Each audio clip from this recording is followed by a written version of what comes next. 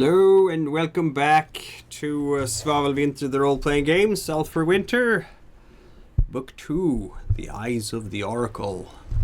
So far, we've met one eye. Will we meet the other three at some point? I don't know. That's up to the people presently here. This show is rated R for war crimes and drug use. Yeah, adult ways of having fun. How about that? That was very polite. That was a polite way of putting it. And tonight, this particular moment in time, we have a bunch of people with us. A big group because we have a guest, at least one. So why don't we start with Rob? I'm the infamous Rob. I get to portray Sir Artigue de Fontressor, general scoundrel, ne'er-do-well, and yet still trying to keep all these people alive, just out of the goodness of his heart, or because he doesn't know what to do with friends. Hi, I am Stephanie, and I portray Eldrina de Vumbra, your woodsy, witchy, rangery swordswoman party catch-all for things that the party otherwise cannot do. I try to be the moral fiber of the party, though that is sadly waning here as of lately. And, also matchmaker galore. Mm-hmm. Hello, I'm Goat, and I'm playing Stefano de Crimbid, the resident catch-all wizard. And I have a feeling I'm going to be using quite a few spells once I get on Gattve's rock, once we deal with its inhabitants. So we'll see how this goes. Might be a good old wizard duel. It'll be fine. Hey everyone, I'm Jess. I portray Lady Brittany Wallacewaite, who is currently going by Alma, a decision she clearly did not think all the way through. Looking forward to future existential crises about the state of her life at the moment. Hey folks, I'm Josh. I'm playing Errol Demeld, and last time here with this crew, I quite literally gave up my destiny, so it's gonna be great. I gave up on life. Influence. He's a very confused boy now. Very much so. Yeah. And I'm Alan. I portray Bedonius, one of the last remaining monks of Rands, attempting to fulfill the prophecy of Mount Rands. Hang around with this group until he finds the real champions, because they're obviously not it. Maybe Errol is the real champion. He lost his destiny. It might be a sign from the gods. You can fill his life with a new destiny. What an opportunity, Bedonius. There we go. Yes, does anyone want to summarize what happened last for a fate die? We have 6 in the chalice now. Does anyone want to do it? You want me to do it? Let's see who has the least. I would say Nefria, but she's not here today, so... Sorry to you it is. Alma could do it too. I think you have... Yeah, you... Bedonius, it's a tie between the two of you. In my records, you have 5 each. I mean, do you want to do it? No, go ahead. Yeah, I guess I can give it a shot. Woo! The party had sent the totally innocent Transmiran trappers up to get a ship in Silver Sound, and Artigue used the magic mirror to check in with Brittany and saw her get dragged through the woods, apparently to her death. Possibly the mirror went black and you had to get magical IT involved. The next time he checked in, she was sleeping in a bed because the Inquisition had found her, which did not work out as horribly as would normally be expected for one of her commitments. And the Herald and Brittany, now going by Alma, sort of made their merry way down the path. There was some tension at one point because Brittany had said we're about to have visitors, and It turned out that it ended up being a wolfkin leaping out from the forest behind them, giving Brittany a heart attack. It's fine. It's fine. It was all fine. There was no outbreak of violence, although there very well could have been. Then we hatched a plan to go get a ship of our own because it was not really the safest idea to go along with those Transmiran trappers.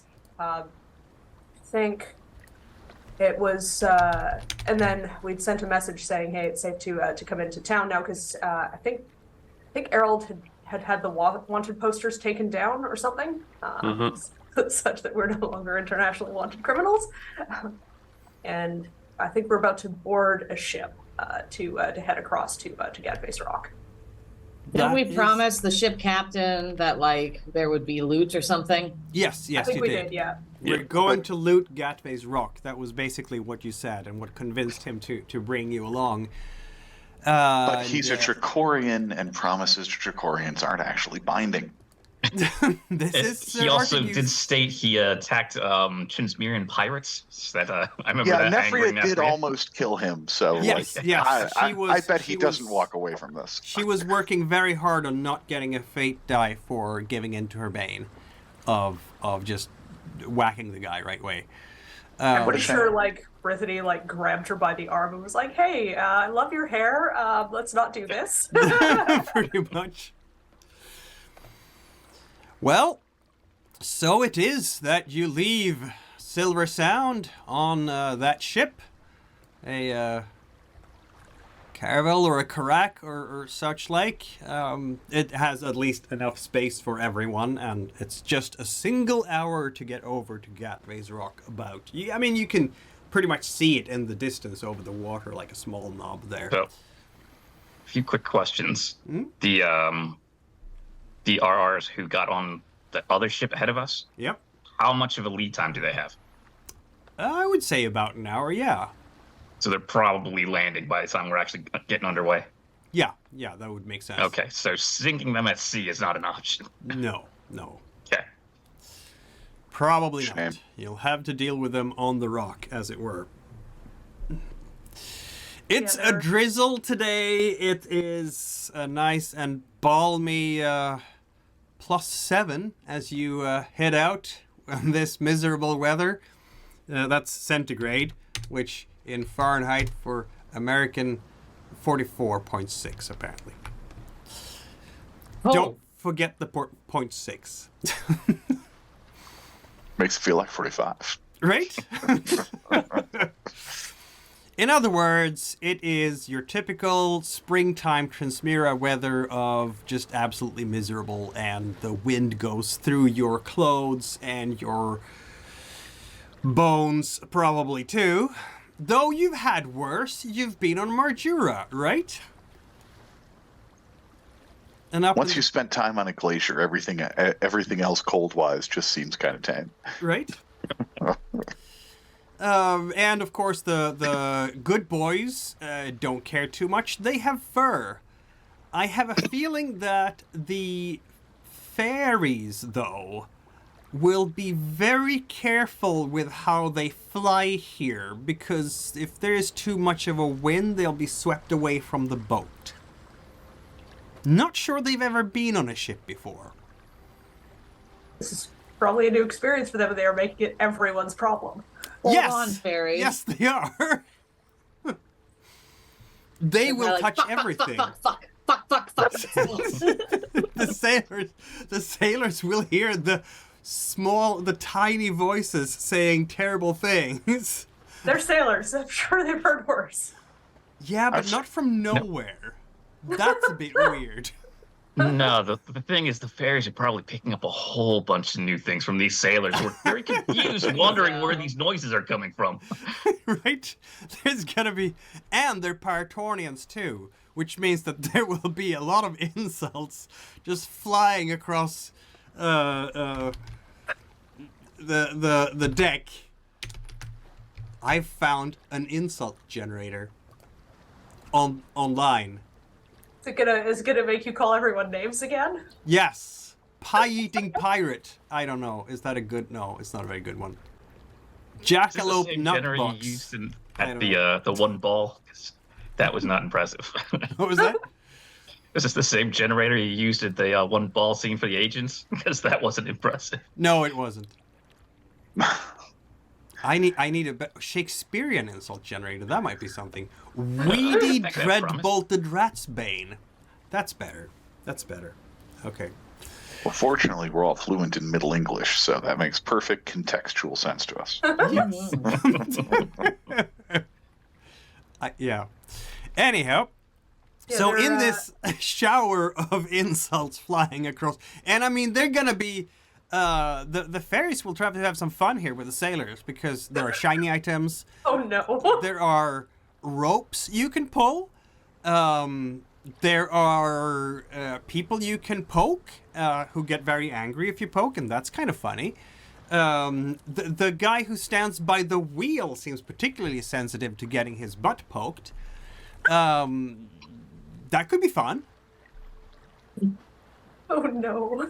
Is anyone gonna interfere with the fairies having some fun? Well, no, because I want a distraction. There's a brief whispered conference between Brittany and Artigo, after which point she's going to try to convince Nephria and the good boys to distract at the very least Deidre and Gestaki, because she doesn't want them involved in a particular conversation she is looking to have, and fairies causing chaos is just going to help. So Fair. Okay. Sir Artigue, Errol, Bodonius, any of you wanna, or Eldrida indeed wanna? I don't want to get blamed for poking and rotting behind the steering wheel. I'm good. Yeah. I'm not Just messing with count. any fairies. somebody tries to intervene, and the person turns around and sees only them. Yeah, Right? exactly. Testing? Artigue feels you. no need to intervene and save the Trachorians. Strangely enough, this is a tormented crew at this point, and I think the captain is swearing and no. saying, "I knew it's bad luck to go to Gattve's Rock. That island is cursed. Dang it! That fly-bitten rock in the sea." So yeah, I mean, I'm guessing there's not really much privacy to be had on board ship, but once the distraction is in place, Brittany is going to try to at least get somewhere further away from the others and start speaking in hushed tones, mostly to Errol actually. So I think I owe you a bit of an explanation. Oh, I suppose it's going to be more of a demonstration because if I say it straight out, it's going to sound mental. So, if you would cast your mind back and let me know when when you start to figure it out, would you? So it's been 3 long months at sea, and we've arrived in Aram, and there's a banquet posted by Lady Salacia. There is a fish that smells like hot garbage, and you're sitting next to that red-robed cockroach. Your dear new friend Malak. The evening is starting to wind down when somebody marches up to you, and she sort of she kind of rolls her shoulders a little bit and takes on what looks like an awfully masculine bearing, followed by a light-footed yet wobbly stance that makes her look very inebriated, and kind of marches the few steps between her and Daryl demonstratively. Then she sort of faux leans down on an invisible table and says, "You should take care if you go to the Iron Tower, lest they hang you up on a hook amongst the other bodies." You see, Gustald Silverhammer had a son by the name of Thingolf, And for some reason, he joined our masked friends sect. I'm here to get him back, you see. And she sort of like mimes putting her hand in front of some invisible person who was next to Errol. A small memento. Really must be getting going. And she sort of like pulls her hand back and is very careful to not in any way suggest that she is giving the thing in her hand to anyone. She flips her hand over, and in it is a very familiar looking small clay frog with 3 stripes on it.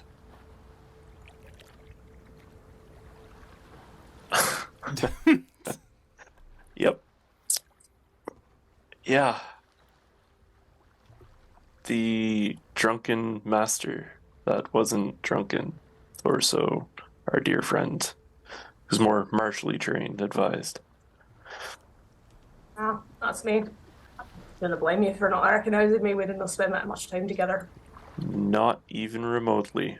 You've put on quite the show that evening, and yes. So now you've made me even further confused. So I thought the whole clay frog thing was the R&R's thing. So are you? Ding.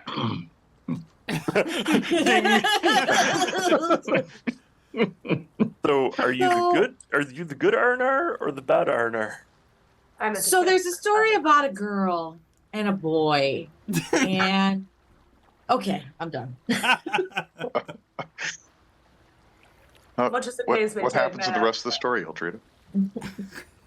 Well, see, the girl was originally going to kill the boy, but then they made a deal, and they got to know one another.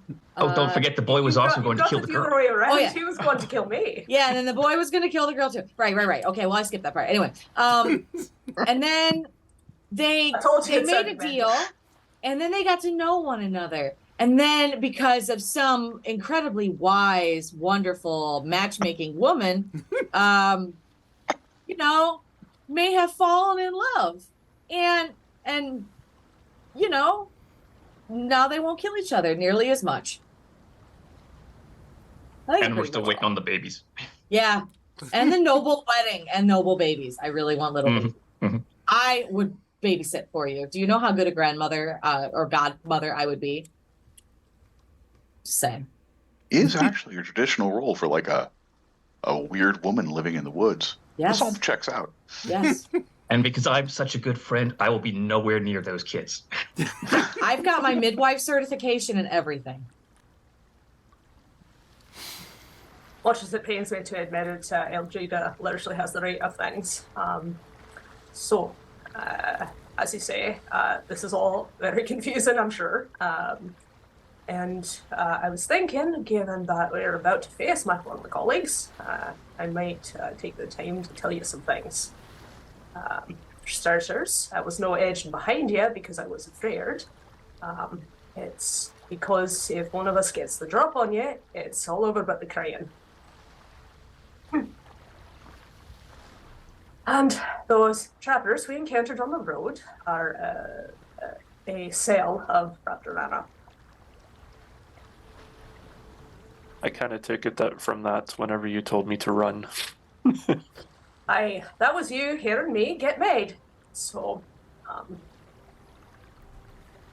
I had tried to give the sense that I was still loyal, such that I could find out what they were planning to do, but it is very hard to lie to people telepathically.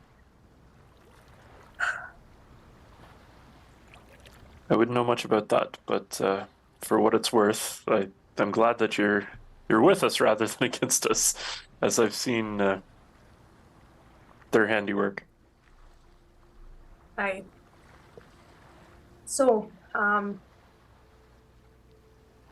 guess I can tell you things or you can ask me questions. First off, you're certainly not the first to mistake my capabilities for magic. The voice, it's more like a gift from the gods, really. When we're initiated, we get a small worm, and from that point onward, we can sense the location of each other somewhat. Did you say worm? Yes. Is this like the tequila worm at the bottom of the bottle? The telekinesis worm at the bottom of the bottle. Yes, very small. Yes. Okay. That explains why it doesn't seem like magic. Oh, it's of the gods. So It's from a parasite. I Yeah. like it. No, Okay. the gods Okay. often work through telepathic worms, in my experience. Do they though? No, that's because the gods don't do anything, in my experience. That They was take the, a long the time to thrust of my talk through joke. rocks, in your experience. I mean, it's what sorry. allows us to coordinate and to talk to each other. I didn't really understand how it works, to be honest with you. It tends to get patchy over bodies of water, and I couldn't hear a thing when I was on Majura. That was an experience and a half. There's a worm. Is that like a demon worm then? I like parasite. Right. Okay. So is there a way to shut down the parasite? I'll bet you that there's probably a way to kill it, but can we kill it without killing the host? Well, I did have checks hear, trying to. of another member of my order who had a sense like I have that something is off, and he had put a fire poker in his ear, killing the worm and sacrificing the hair in his ear. I would kind of prefer not to have that experience myself.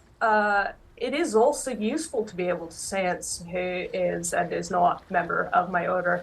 Does the worm do anything else? Like, does it control you, or does it implant thoughts or things like that? Would you even be aware if it was?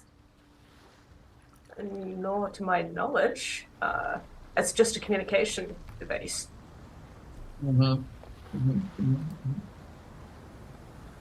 On the upside, I think if you did decide you wanted your telepathic mind worm removed, Safanu can probably do something better than hot poker. Again, Yes.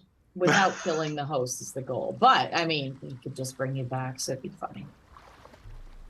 No. He's already Safanu said sure that's does he not how it can't bring works. real people back. Well, He can No. bring back your ghost, and he can reanimate your corpse, but he can't combine the two. Yet. Yet. Let's maybe see. not have this conversation in front of the Inquisitor. well, just because he can doesn't mean he is, okay? It's fine. I've turned a blind eye at this point. I could. It's so kill us. theoretical. So. Yeah, it's all on paper, right? It's all on paper. Exactly. This is fine. I haven't actually done any experimentation. This is all of mind experiments. Stefano, stop talking. Right. Anyway, so, I mean, we're assassins, as you know, and we are infiltration specialists as well. Part of what makes us so dangerous is we can be anyone. So I've got one really awkward question to ask. Sure. Do you know of any of your kind within the Animist Inquisition? Know that I know of. That's a good question, though. I could tell, if I were close enough, I could tell you. Okay. But none that you're aware of, and I'll take that. Thank you. That's all. At this point, otherwise. Reasonable. We have been to Savannah recently, but I'm kind of trying to avoid the Inquisition. We don't get on, generally speaking. Errol's whole worldview is shattered anyway, so you might as well start questioning everything. Well, no, and that's why immediately Errol's like, okay, is the Raptorana all the way up to like the Inquisition, and they're actually running fucking things, right? Who knows? There are a couple of signs that you can use to, if you don't have many capabilities, to try and catch one of us. For starters, we can all do this, and she sort of like takes a deep breath, and then like one of her eyes starts moving independently of the other, and then the other one starts sort of going like that, doing the whole like Pennywise from It thing. And as with many, She calls me creepy. I mean, I'm just saying. I've never seen her do that before. There's a reason I stopped doing it. It's off-putting. The other thing, and she sort of like pulls down her lower lip and reveals that the inside of it is completely blackened. Most of us have some sort of blackening around the lips. That I knew about. I was gonna say Errol actually recognizes that too for some reason. Yeah. Other than that, it can be very hard to tell. We are all trained to disguise ourselves. I mean, I'm especially good at it, but you know, most of my colleagues are decent at the very least. Noted. No, I very much appreciate you letting me know this, and yeah, especially if we're going to have to go kill some of them, so. I look over at Stefanu at this point. Speaking of which, Harold, coincidentally, normally you have an enormous person with you. Yep. He is actually back protecting one of the prophets, actually a little further north of the. I look over at Bedonius, the Rancines, and he's actually protecting the one of the prophets there at the location, who actually told me to come this way, which is why he was left there. And yeah, protecting the White Flame. I can handle myself as long as there's fire around. Yeah, that was my next question, was what the hell do you do without an enormous person with a sword? I can handle myself physically and martially most days. I can lockpick. I can tell whenever somebody's lying. And I can throw fire around. As long as there's fire to throw. Welcome to the team. Yeah, You're way more useful than some of us. That's amazing. Yeah. Looking around, wondering like which one she's talking about, and then laser focuses on Deidre.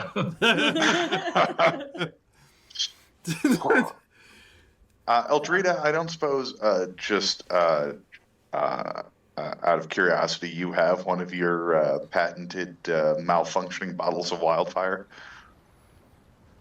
That's not, it's not a bug, it's a feature. Right, but do you have one? I think I've got, I think you do. let me double check my item list here. I think I have one left. I should mention one of my abilities is going to be totally useless against my colleagues because they can sense me coming.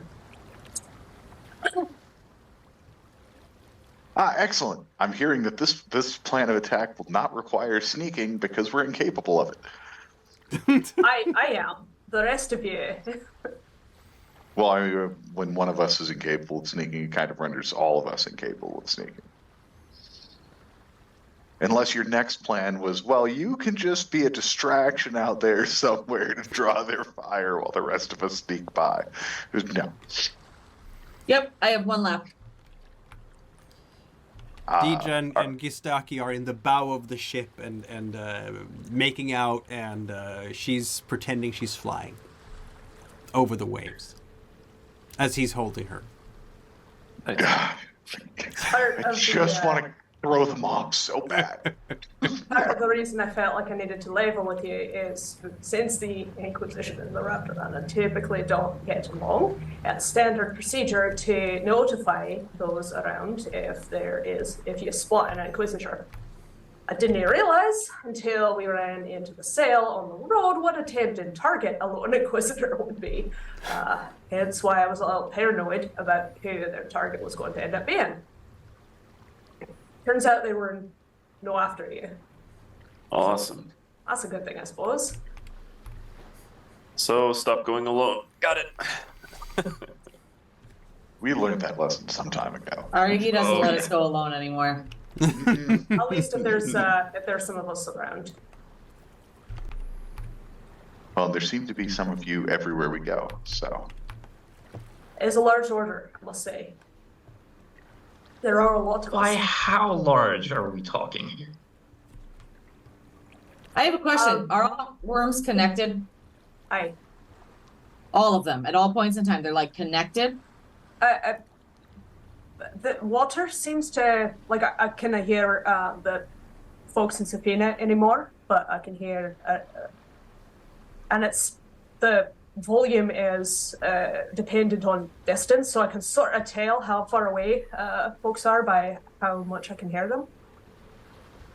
Hey, Safanu, can you, speaking of magical theory, could you use one worm to target the worms in others? I could probably tailor a spell to do something like that. I like where this is going. Like, could we use Bee's worm and shut down everybody's worm in a vicinity or something along those lines? I don't know. I think I might be able to do something with that. I'm just spitballing here. No, it is. I'm good at coming up with magical theories. He's much better at actually enacting the crap that I come up with. Now, Nefri did have the right of it back when we met that other assassin. It is typically the case that the Raptorana operate at a sail level. There's no, at least there was no before, much mixing between sails. That seems to have changed recently. The whole large groups operate in a more unified manner is concerning.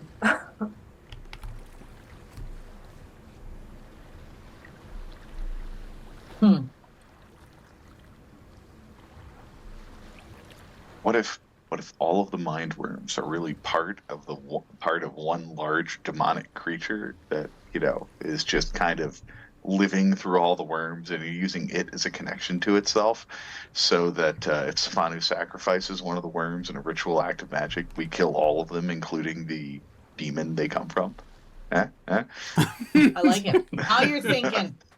That's a theory, I suppose. Got no What evidence. basis- If I could do something like that, I'd do horrible things in the world.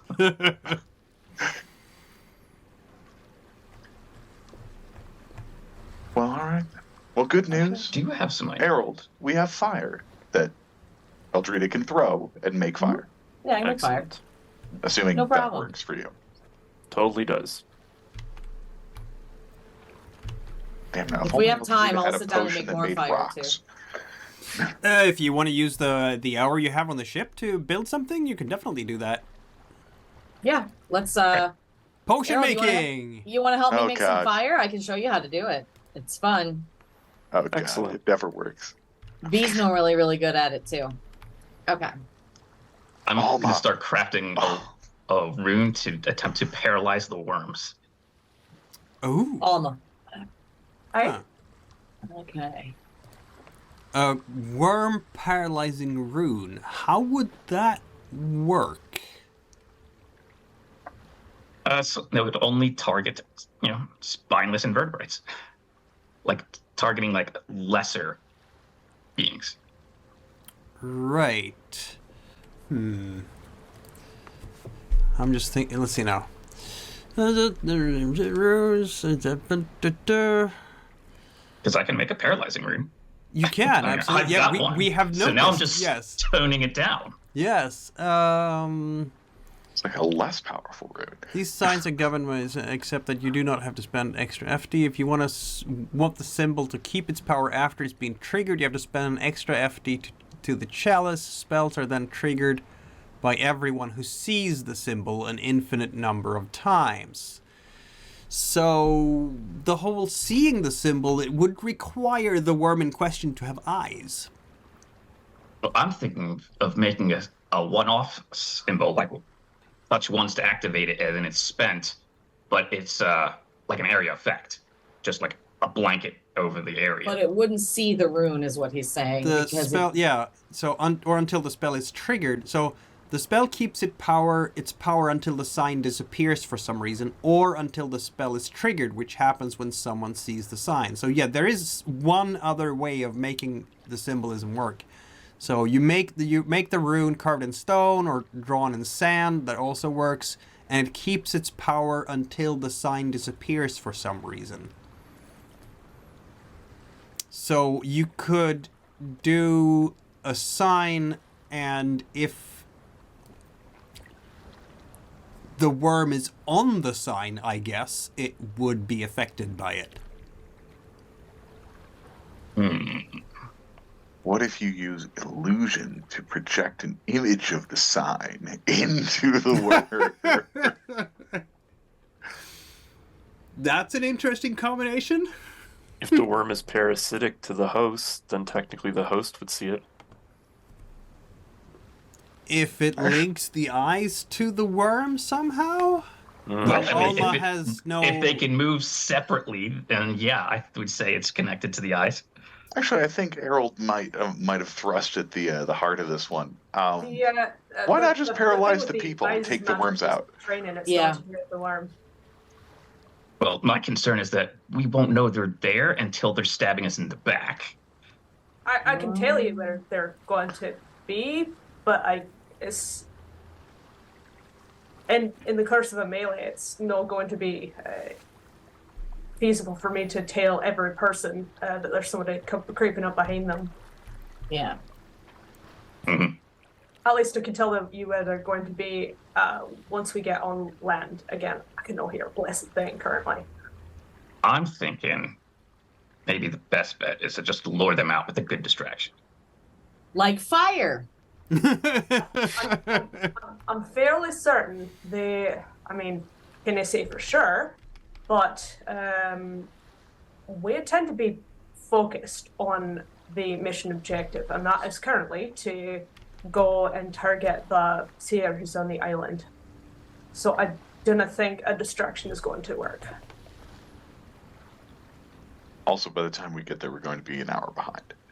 Yep. Like, they're going to have had an hour to sneak around and change their shapes and I have all another that good magic stuff. idea. Can we temporarily link us to the worm that's in you? Can we? Are you going to be able to handle suddenly acquiring a new sense? I don't know. That sounds like a mentalism thing, and no, I can't pull that off. Yeah, Hmm. that would Nope. be a mentalism thing. Which mean, you we haven't didn't learned have to- yet, but Goat, you would probably know, at least, I think Eldrida would know, being a servant of Fundibera after all, and you have met Kamalkus at a party, remember? He was Mhm. an eccentric fellow, and he is in fact a master mentalist. Yeah, and we also think he might be bad, so... Eccentric, how about that? He's eccentric. Hmm. In case you're wondering, then actually this is why I tend to get twitchy when we're on ships, is I didn't like not being able to hear. To lose the didn't- sense at one point, yeah. Well, If we I remember last time we were on Gattve's Rock, we got a little tour, if you remember, Eldrida, and that place is a maze. So I think we Yes. might be able to catch up to them where they're trying to find all the hidden passages to get around to find the secret room. Possibly. I mean, maybe Kamalkus. We'll find out what's going on here when we arrive, but okay. So fire? Fire. Okay. Look. Okay, but I just want to put that out there before we sign off on this fire thing. We're talking about possibly burning the home of your boss. No, just a little bit, and you know, she will be fine with that because we're doing the thing that we're supposed to do. Okay. It'll be Okay. controlled fire. Yeah, controlled. Fryer. Anna, I don't you make work control for the fire. worst person. I don't. I work for a lovely person who has helped us out before. You know, it's That's fine. what I'm saying. It's fine. Anyway, so fire. I'm gonna borrow the kitchen.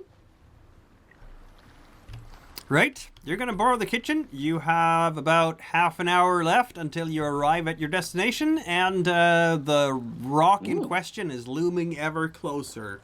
You're not Okay. Oh, how delightful. that close yet, I mean, but you know if it's that big, you could definitely see it from Silver Sun. I'd like to. Yeah. It's rising slowly out of the water.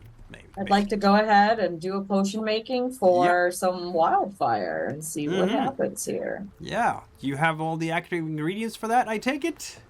Yeah, I only have enough to make this though, and then I'm out Okay. until I go harvesting more things. Indeed. So let's see it done. How many fate dice are we putting into this, Eldrita? Well, You have I get 1 potion making. No, 2. You could put it 2 if you want. You have currently in my record here. You have in fact 6 fate dice, not 4, as it says on the sheet. Well, it cost me 1 just to do this, right? And then That's correct. But so you would could it put be 2 if you want. Okay, then yes, I will put 2, and then I get my fire is what, or no, I'm sorry, my wind, right? So Your wind, it's yes. 46. Indeed.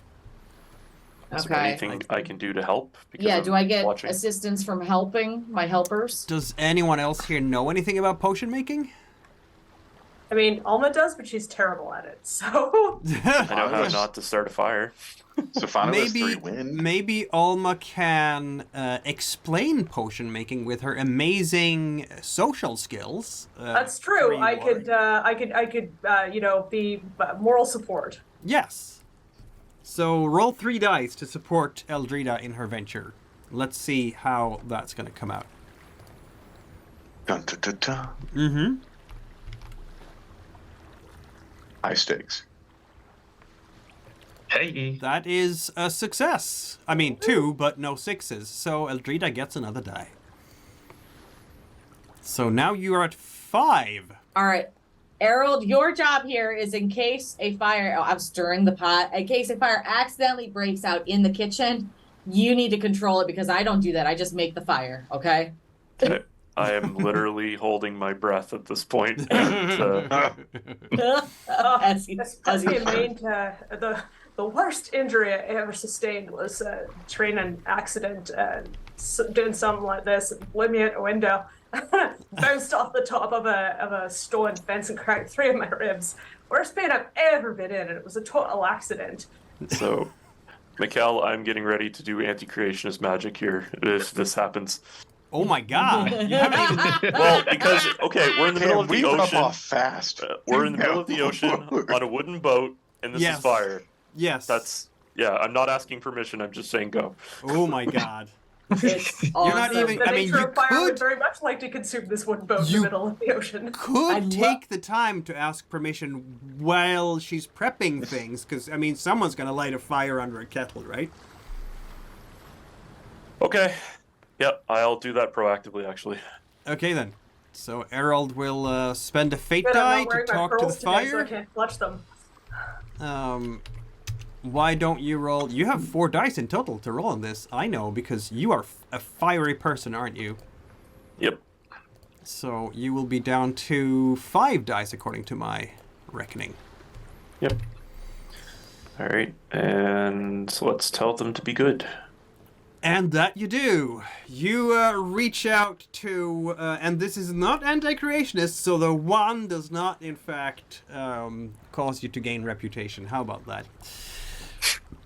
Whew. Join us. And You you fit roll in the better. 6, which also means that you don't get exhausted.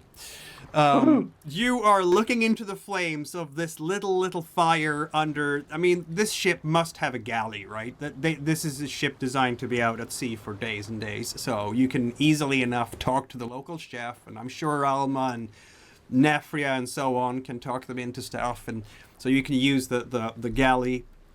You're Deploy gonna the gently faces. usher out the kitchen personnel. or not so gently. Maybe the fairies will help with that by pinching their butts on the way out, so they hurry out even faster. And then Errol is looking into the flames, and you see them dancing very happily as they are giving energy, and as fires very often are. Let's see now, Errol, what kind of flames are there typically in a small fire like this? Like, if we were to classify them, you have a not a scholarly mind, but you would recognize different types. Is there like a slow-moving flame that is a bit lazier than the others? Maybe some of them. These are young flames. They've just only sprung into existence. Yeah, they would probably be very young, but to your point, they would be very slow because the intent is not to have these really, at the end of the day, burn very long and large. Oh, hello! Oh, he can hear us! Hi! And it crackles a bit. Everybody can see how it crackles a bit. A couple of... Wait, do we just see him go over and start talking to fire? I don't know how he does it.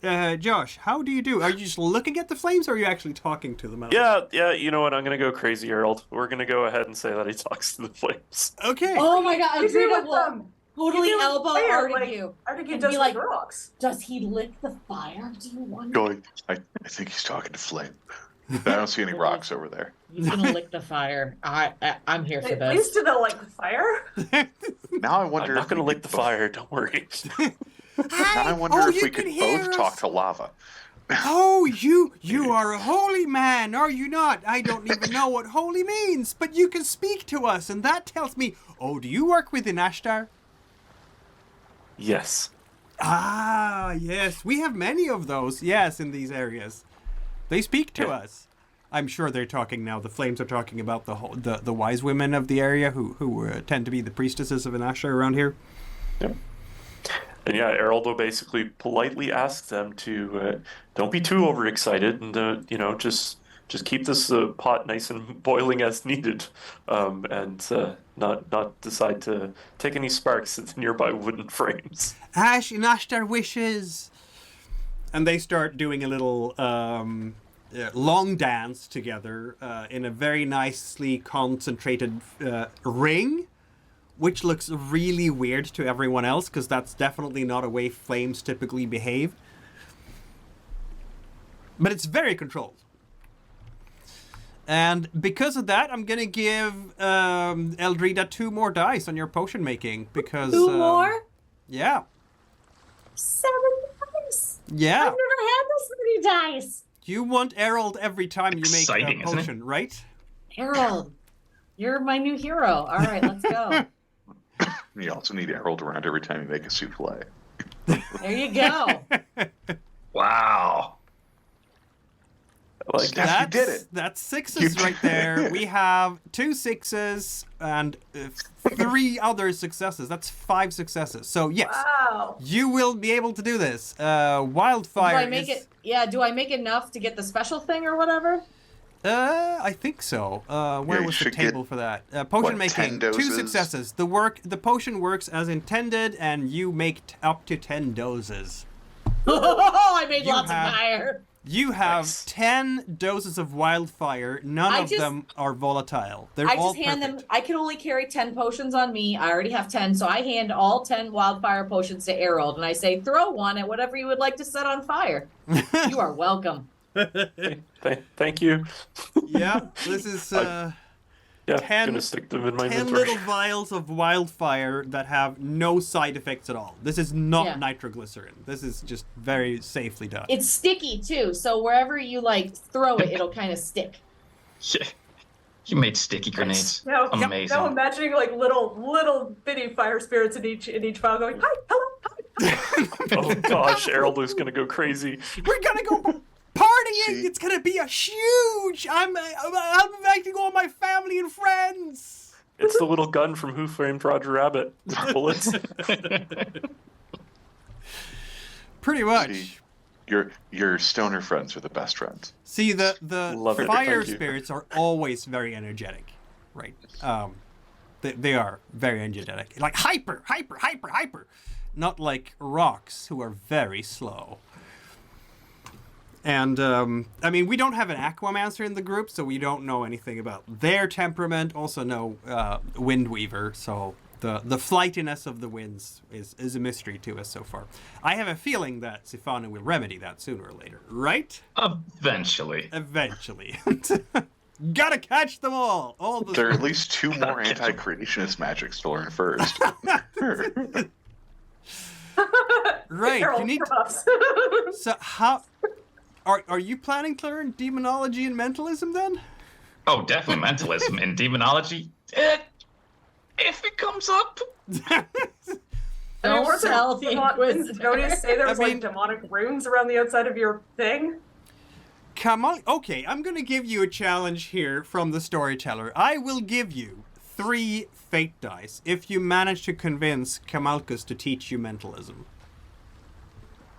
Well, conversation go very wrong once we start mentioning the Oracle, so that's gonna be tricky. I know, Oh, that's it'll be why fine. it's a challenge I gave you. He's a reasonable man. He is not a reasonable man. Hashtag I just entered some nice dramatic tension into the situation. Also, please, Hashtag please, storyteller has entered the chat. do not murder. Do not murder my boss's brother, okay? Very important. Twin brother at that. If Yeah. your boss's brother tries to stop us, I cannot swear to their safety. In fact, I won't even worry about it. Can't you non-lethal violence them? We've been through this. If I hit them with the hammer, it is enough to kill a person. I Well, cannot can you hit hold them a with your punch. fist? No, that's barbaric. What do you do? I mean, come on. I mean, if I can sneak up on him, I can drop him, but Speaking somehow to doubt that's going to be a thing.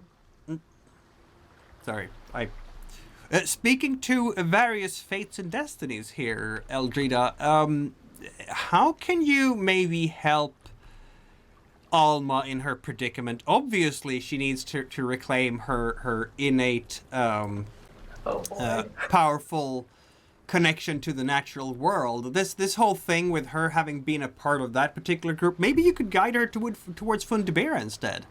Maybe there are some fate dice in it for you there. Okay. As we are sort of winding down the spell, I suspect almost gonna sort of look over at Errol, like, you, my friend, look how I've been feeling these past few weeks. Sorry that you're going through such a thing, and just kind of like awkwardly kind of pat him on the back. Hey, we should get drunk later. Yeah, if we survive, let's have one. Well, Oh, we'll Gattve's definitely survive. We're fine. Oh, one other quick question before we actually land on the rock. Bedonius, Is quick question. Will you be just defending yourself as usual and maybe standing in the way of things, or taking a more active role? You mean if we get in a fight? Oh, sure. If we get in a fight with the assassins who are here to kill the Oracle that we're here to save. I will attempt to protect the Oracle. I have very little in the way of offensive. Can't you make earthquakes? In your boss's house. Have you been in an earthquake? They are not. Didn't you wait? Vocal First of all, off. I want to address something. Stefano, didn't we blow up things when we were on your boss's area? Didn't we? Let's don't talk about that. So let he who lives in blown up houses cast the first stone, okay? So, Well, I just remember some ruse getting tossed around. I don't remember anything exploding. I remember lots of barrels falling out of a zeppelin. Oh, You that. shouldn't store a bunch of flammable ships right next to the Sovolium. What do you want? What do you Also, I said no to all of that, and it happened Yes. anyway. And I'm trying to say no to this, so please just don't murder or permanently destroy things, okay? I'm gonna get in trouble, and I don't want to be in trouble. Eltrina, I love you. I'll try to avoid getting you in trouble. If I have to kill the man to save the planet, which way do you prefer I lean? Can we just incapacitate the man? Alma can do that for you. Otherwise, I'm incapable. I don't have an incapacitating someone technique. I just have a murder hammer. You need to work on that. All right, so back to Bedonius. Can't you make earthquakes? Yes, but you do understand that earthquakes cover a large area. You can't make a tiny one? Tiny? That's not how earthquakes work. Unfortunately. What if I give you some rocks? Can you throw them at people? I mean, yes, but I'm not that strong.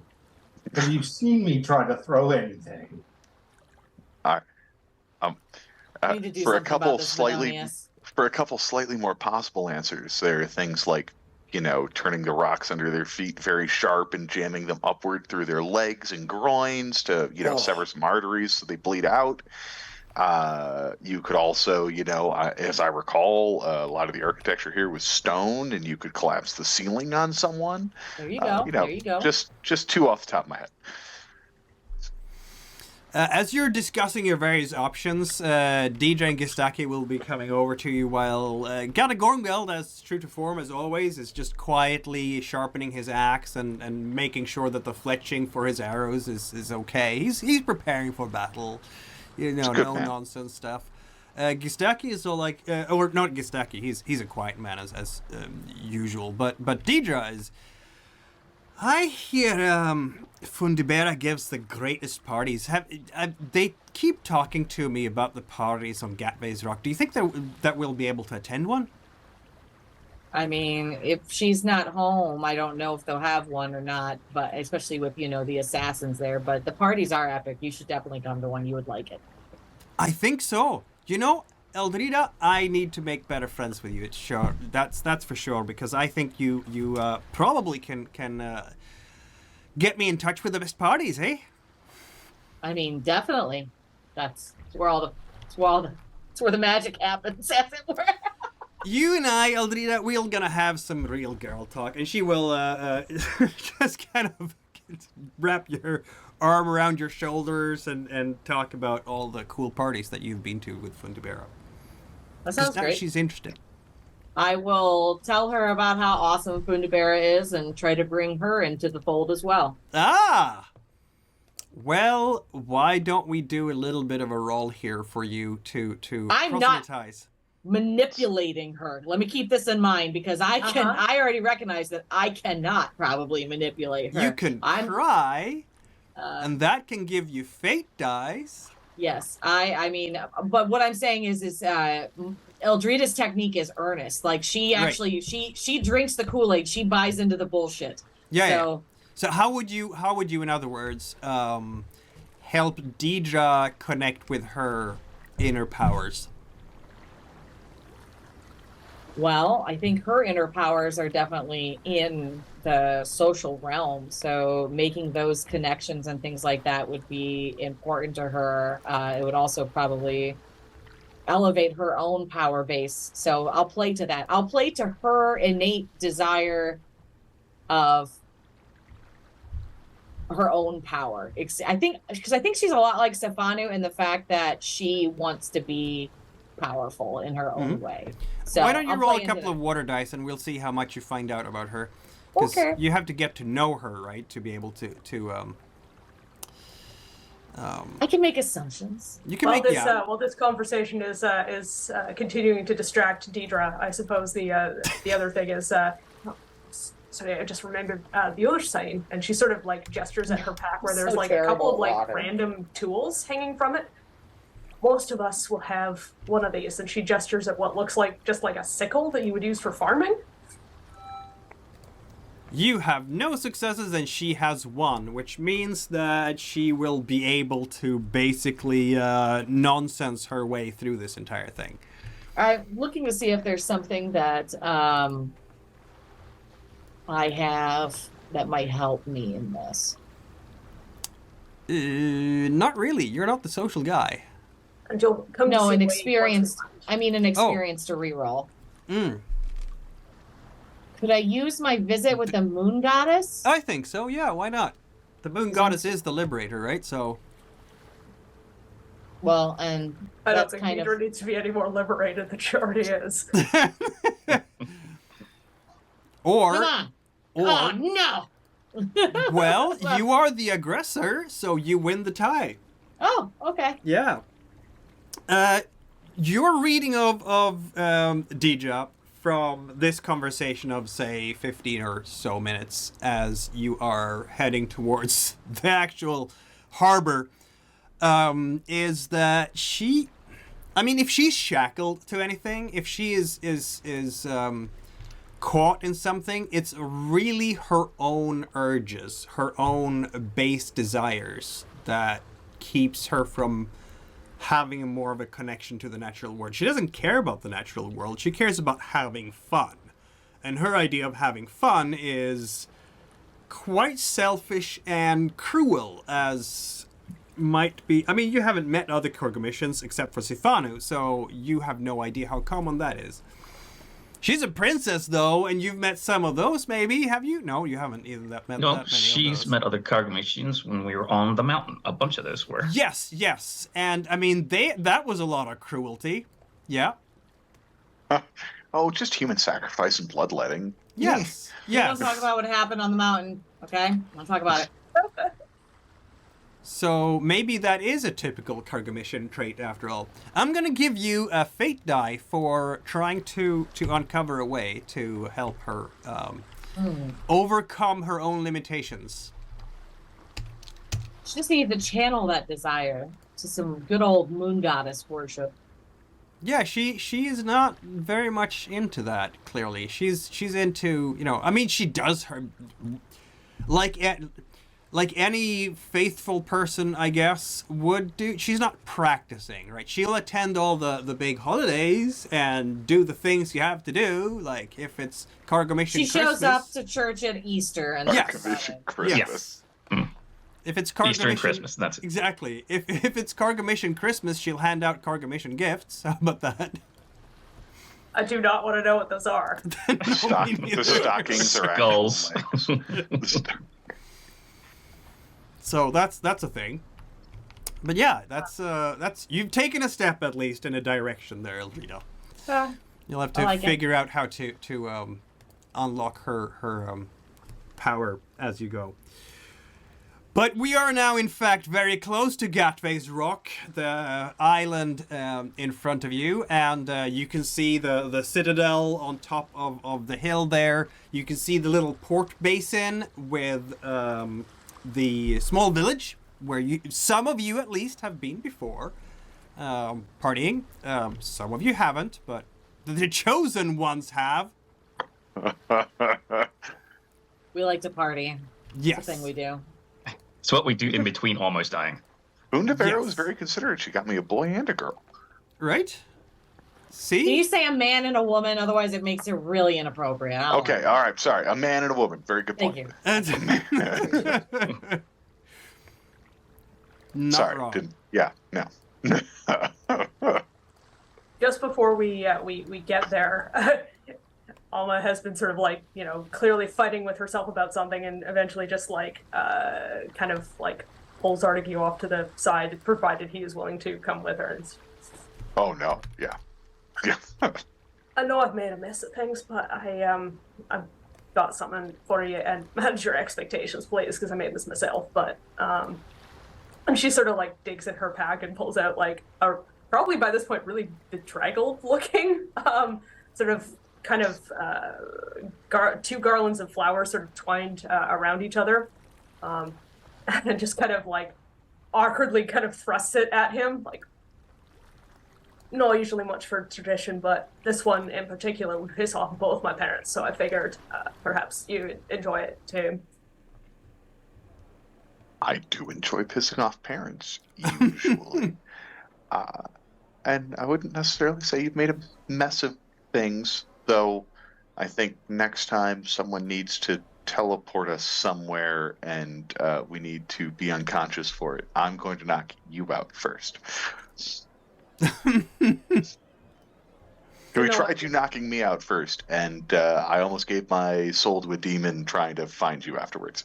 So let's not repeat that. So Yeah, no, but like, I don't know what you would have had me do if they'd arrived before the spell went off. Most of you would have been sitting ducks. no, like After Again. the spell went off, the oracle would have been unprotected. again, like I said, just next time I knock you out first. This time you got to choke me out first. Next time I get to knock you out first. It's only fair. That is true. That is true. He's in a weird relationship. What? It was kind of hot when she choked me out. Okay. So Got that yeah, adrenaline rush, man. Anyway. Let me. Yeah, go ahead. Oh, so I he just- does, in fact, is this supposed to like sit on his head or around his neck or Yeah, like she just sort of like puts it over his there. bedraggled vine flowers? Here we go. Is there supposed to be dancing or? Oh. No, it's in the village where I grew up. The women from the village would go into the forest and get the vines, sit and tiny and present them to the person they wanted to court anyway. So yeah. Ooh. Well, good. Now I'm not just a knight. Now we're courting. Not sure we'd made that distinction before. Real quick, there's an You had important asked me if I question. wanted to be courted, to be clear.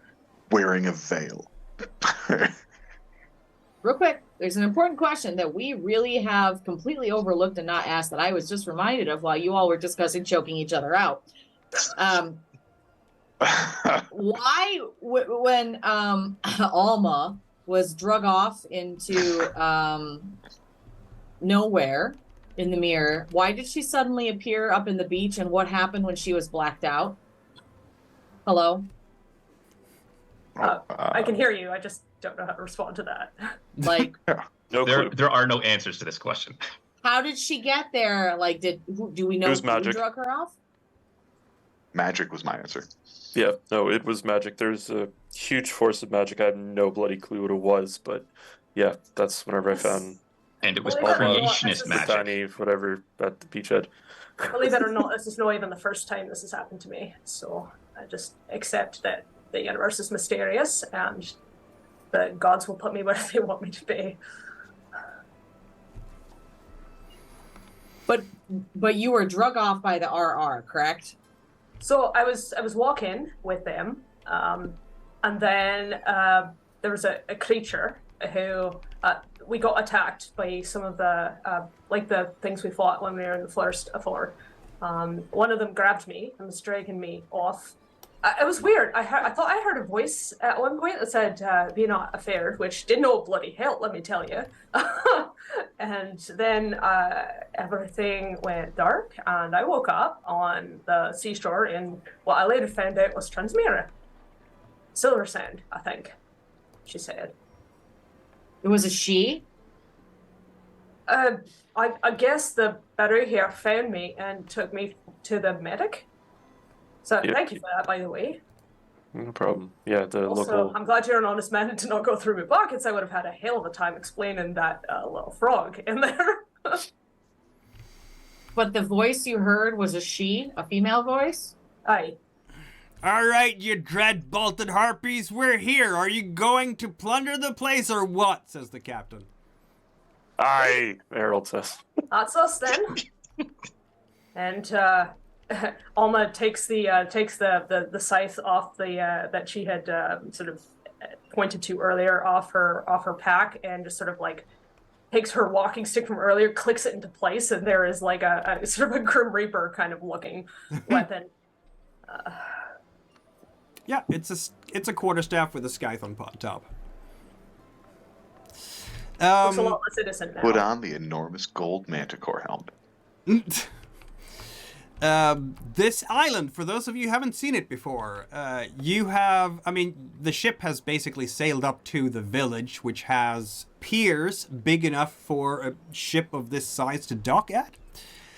This is a small fishing hamlet, and since it's actually noon now, there are very few boats in. All the boats who can be out fishing are out fishing. There are a couple of I suppose, buildings three that might catch your attention.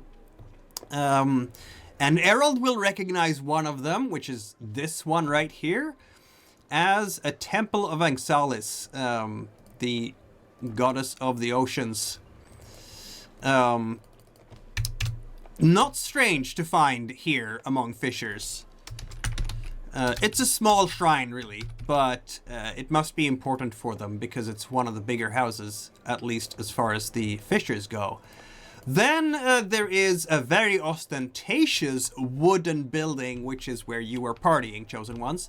It sticks out like a sore thumb and doesn't fit with any of the rest of the village at all. I'll just call it the party house. Clearly not built by the locals. That's gotta be like Fundibera's. She just plopped a building down there for her parties. This is where you were last time.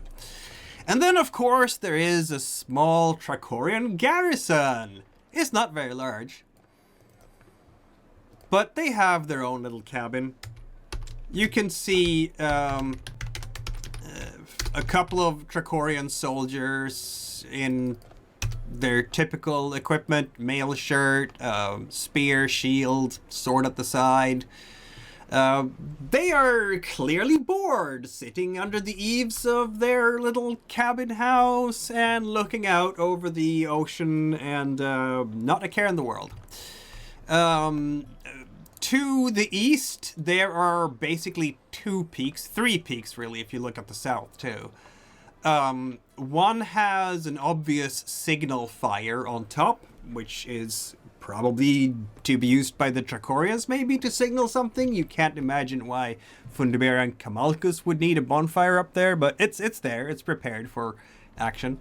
Then there is, of course, the Citadel itself, the tower. You've never been up there, but Eldrida at least would know that's where the twins hang out. And then the third peak, which doesn't have any real buildings or whatnot. It has a forest of sorts you could use for cover, like the Wolfkin would feel at home there, I suppose. And that's really the island. It's not a very big place, this. So, gonna go with the tower on the peak as if I were Kamalkus, where I would put the oracle I stole. Mm-hmm. Yeah. And he normally hangs out there, from my knowledge. Is that what you said? Yeah. That's where it's the twins' towers. It's like their home. Like, they don't entertain there unless you get a very, very exclusive invitation. You've heard of such things, Eldrida, but so far, Fundibera has not given you that honor and dignity of being invited to their private party. So carry a multi-pass. Right. So the weird teleporter that sent us across the ocean wasn't in their big fortified town? Apparently not. No, Okay. no. She was doing that through, like, you were on Mixa when that happened, and she was using her ritual magic on Mixa to send you. Oh, I thought that was at the party. It was, but you guys stepped through a portal and Yeah. went to a mountain Yeah. Yeah. that we don't talk about. We don't talk about the mountain. No, she had Right. she had rigged that outside of her own citadel. I mean, Okay. you haven't, technically speaking, Sifana, you haven't sworn your. I mean, you, at that point, you were not seen as a Luvena worshipper. So, why would she take you into her inner sanctum at that point? That's fair. Okay. Yep, so I'd think about all the cool magic books she'll have in there. Well, This is that means true. there's- Yes. So we did have yeah. to go through a bunch of hidden passage to get to it, so it could be stashed at the party house, but So we how can would try the I? tower. How would I normally go about getting like an audience or to find Kamalkus? I don't think Eldrida's ever tried to find Kamalkus. He's just, her brother. It's Fundibera you speak to. So, I mean, you could try knocking on the door to the Citadel and ask to see him, because, I've definitely gotten the sense that Kamalkus is just kind of there. Yeah, he's just kind of there. That's very good. Yes. All right. They're siblings and they have slightly different interests, and you've seen him flitting about at her parties every once in a while, but he's not always there. It's just sometimes, and whatever he's up to, it's not related to your Levena worship at all. Okay. I am going to assume it doesn't look like the party house is in full swing. It is not in full swing at all. No, it seems. I mean, you're still on the ship right now, so, but it seems very, very much closed. Like the window hatches are all closed and so on. It doesn't seem to be used at all. I look at Alma. If I was the RR here, where would I go first? I can tell you where they are once I get on dry land. Oh, okay. Let's do that. All right. So Clearly, the kind of entire like group... bouncing on the balls of her feet, like, it's like get off this ocean now. Right. So everybody is basically. I mean, the ship will. I could move the ship ever so slightly closer to a pier. I haven't actually added a pier to the map because I forgot, but that's okay. We're imaginative. We can right? imagine it here or there. So you are getting off the ship and marching up, and I mean, one of you is wearing very conspicuous armor, saying basically that he hates Trachorians. I mean, do you have a text on your armor saying "I hate Trachorians"? Or no, my armor says "pro manticores." That's pretty much the same thing in this case. I think that's a very narrow interpretation on the Trachorians' part. Why don't Not you at all roll the intended interpretation whatsoever. Why don't you roll 5d6? And if you get a 6, these Trachorians might just recognize the notorious Sir Archduke de Fontasilor, who has... Do we have to get in fights with Trachorians everywhere we go? I'm not doing anything. I'm not doing anything. Is there a wanted poster here? If there's one place in Trachoria where they would have neglected to put up one, it would be here. Uh-oh. But there is a 6 there, I see. So I think these two guards are like looking at each other. We don't like, want this. Poking each other a bit, and then just rushing into the building. They ran away, and they're going to alert all their... Great.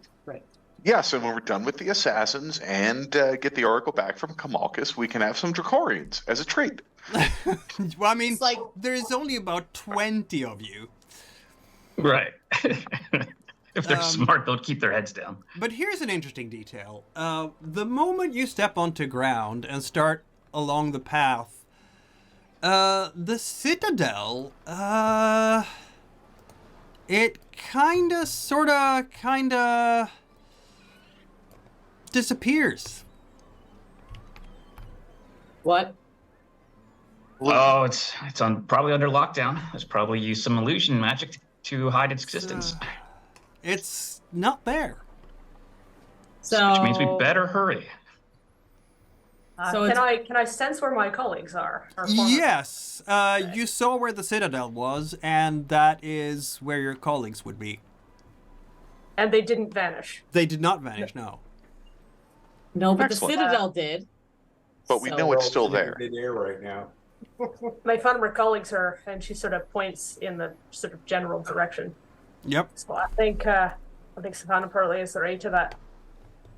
So let's just run in, I guess. Yes! Awesome! We got bashed this the door down. I mean, I don't know what else to do at this point. We just go. All right. While you are starting to go, you will hear a lot of rustling and feet and do people. There's activity at the garrison. Let's just say. It's going to be a good trip back. You love. Unless, of Deal course, with that later. unless it's worth stopping to pick up some reinforcements, Savannah. Can we just... Oh, so weird. Okay. No, not right now. Can we just... All right, we go. We run, we break, Yep. we kick down the door. How Inside each of those Dracorians is a perfectly valuable skeleton. It is, but it takes an hour for that ritual. Okay, Alright, good Q, point, I'm good not point. supposed to be listening to this. do we... No, I can't hear you. No. It's just on a chalkboard, Harold. We're not doing it. How do we We're gonna Three have only. fun, says Deidre. Harold, I'll say earmuffs when you shouldn't be listening, okay? Theory, Thanks, theory Stefano. only. There will Theory be only. bloodbaths, there will be slaughter and mayhem, all sorts of fun. What more could a girl want? So, Deidre. so how do we break the illusion? I look at Alma. Then I know. I could hit it with a hammer. You could throw fire at it. Yeah, Okay, can we, Um, again, this is my boss's place. I'd like to avoid burning it all down if we can. Oh, God, it's going to be I bad. might be able to temporarily dispel it just to be able to find the entrance, but I don't think I can counter his spell. I think hit it with a hammer is better than Safanu dispelling a wizard's tower. Magic's not my thing. If it involves picking a lock, I might be able to open it, but it's a matter of finding the door. behind you is now a troop of about a dozen Trachorians or so. So they're technically good. outnumbered by you. They can led come with by us. some captain who is sending a couple of them, so now they're less than a dozen, aboard the ship, and the rest of them are just kind of awkwardly forming up on the village lawn, looking towards you, because you have 8 big burly wolfkin with you, aside from everyone else. I wave at them. And look, we head to the invisible party bus. Right. So you just ignore the Trachorians and move on towards the actual. Yep. I mean, they're going to show up and do whatever they're going to do, so that ought to be fun chaos. Let's see what happens. If they were between us and the tower, then they'd be a problem.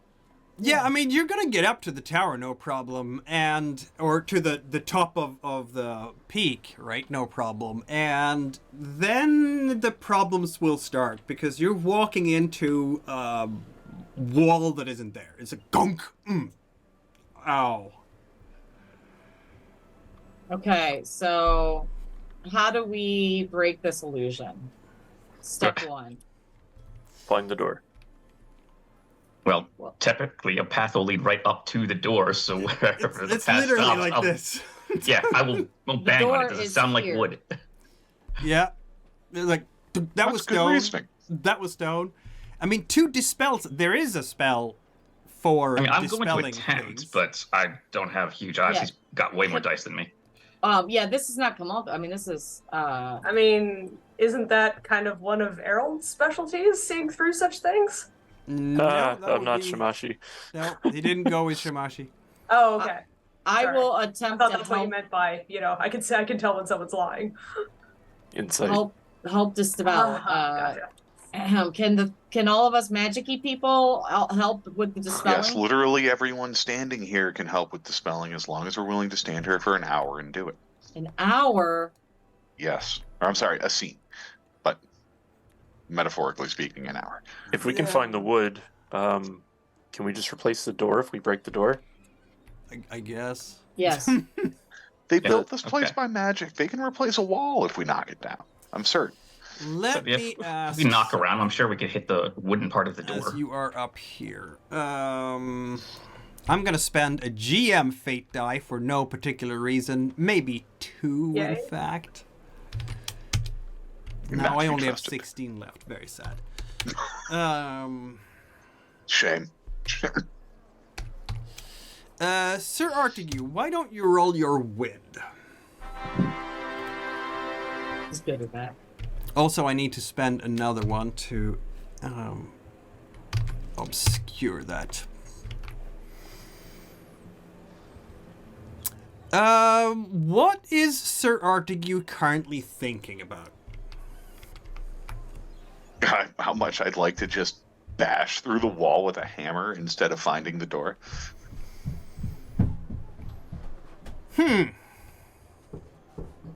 I mean, sorry, he's not having deep esoteric thoughts right now. We're trying to get into an invisible keep to save an oracle from assassins. So, Right. the usual. I'd like to keep the people I'm responsible for. Artigue would like to keep everybody he's responsible for alive. Artigue would like to get on with the getting inside before the assassins, kill the oracle. Right. Maybe he's a little hungry, peckish. Probably, in a perfect world, would be spending time with Alma in a tent instead of assaulting a keep. But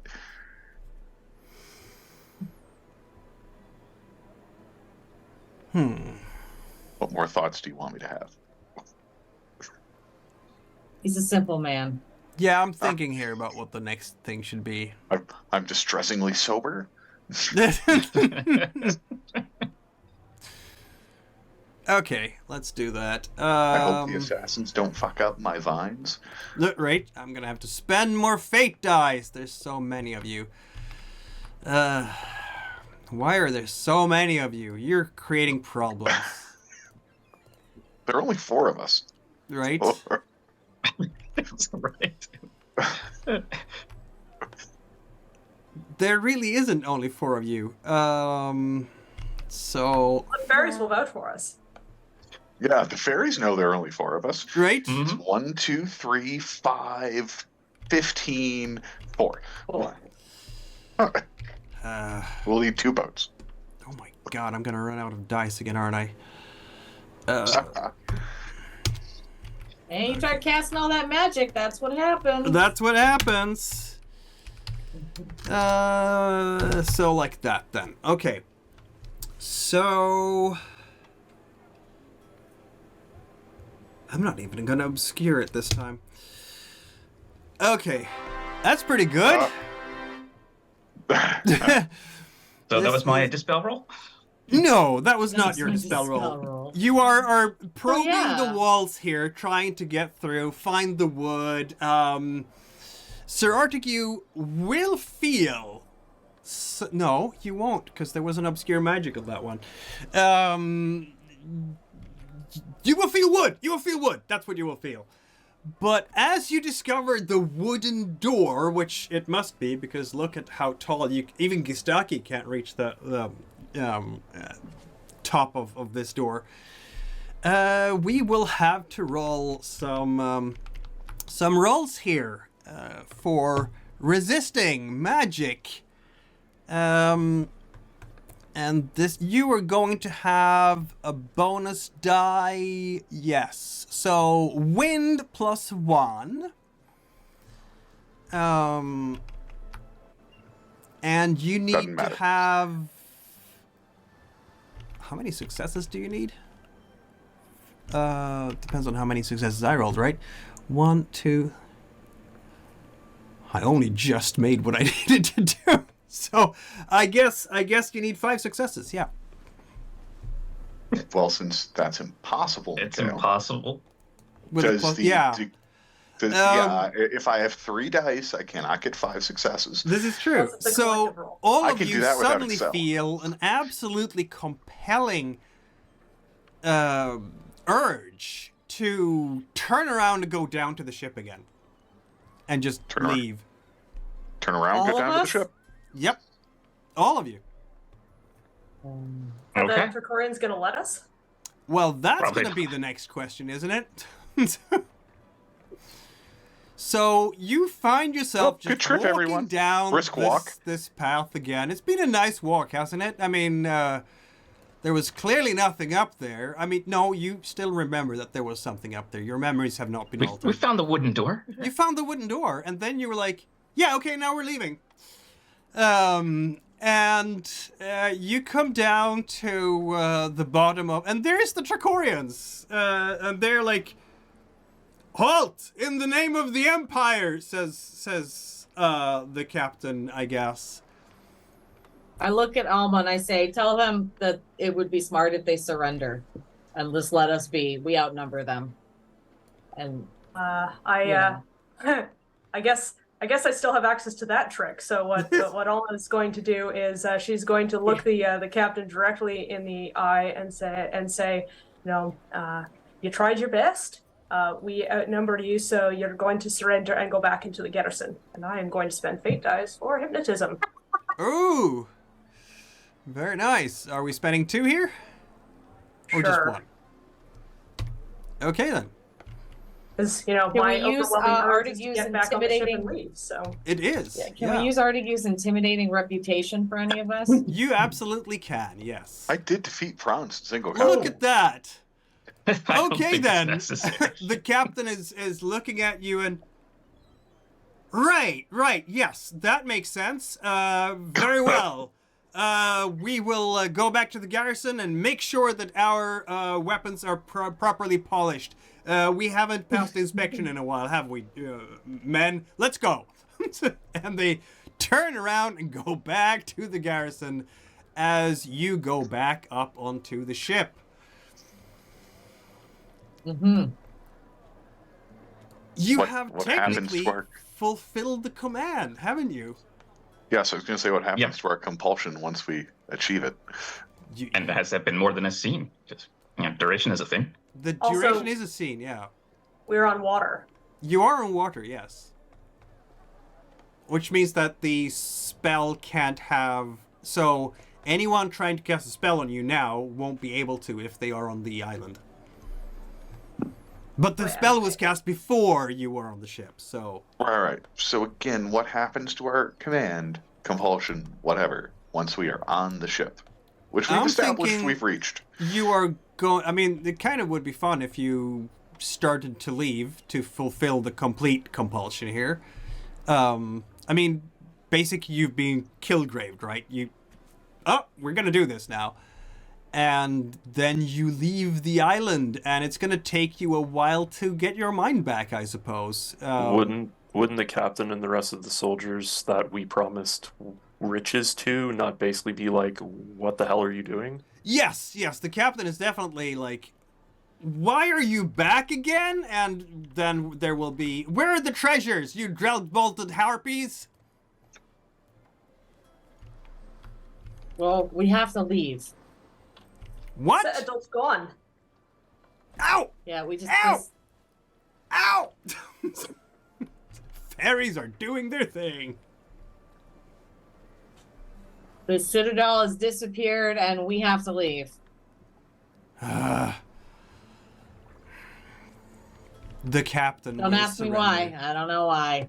The very strong captain feeling. will surrender to this irrefutable logic, which means that I suppose that you find yourself without the compulsion once you are like halfway into the sound or something like that. You have lost some time. God damn it! Once the compulsion is gone, Articu turns Yeah. to Frida and says, "Remember what I said about I can't promise there will be no property damage? This is I hate mentalists. no property damage. I really do. Let's turn it around. We're going back. if I have to, I will knock that fucking tower right off its peak." I mean, can we just lead with fire? I don't really know what to do at this point. Let's not lead with fire, given that the Oracle may still be inside. Mm-hmm. Cool. How about we next best guess is since clearly finding the door was a problem and perhaps the trigger for this effect that has put us back out to sea again, we go with plan Kool-Aid Man through the wall. I'm thinking just like stone shape the wall open, just like welcome in, guys. Are there like windows or something? And climb in. I've If never you could been find a window. We didn't feel any windows. None of us. I mean, it's a tower. Towers generally have windows above the first floor.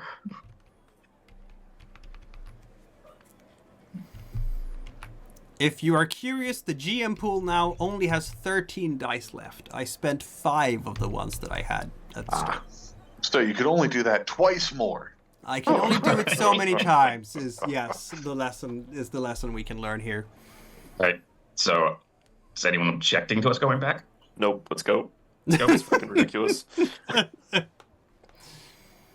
Nobody plays in my head. I mean, this time Nobody plays in my head. know what happened. Like all of your spell workers. This person didn't bother to hide the working. It was certainly mentalism going on. If you want to roll a win check, but some of you are gonna figure it out, because between all of you, you have lots of wind in the group, and reading what kind of spell this was. When you were on an island with an archmage mentalist, is not going to be very hard to suss out. I sensed nothing. It was just the universe being mysterious again. Yes, it was. Clearly. So, says Deidre, that was frustrating. Also kind of fun in a weird kind of way.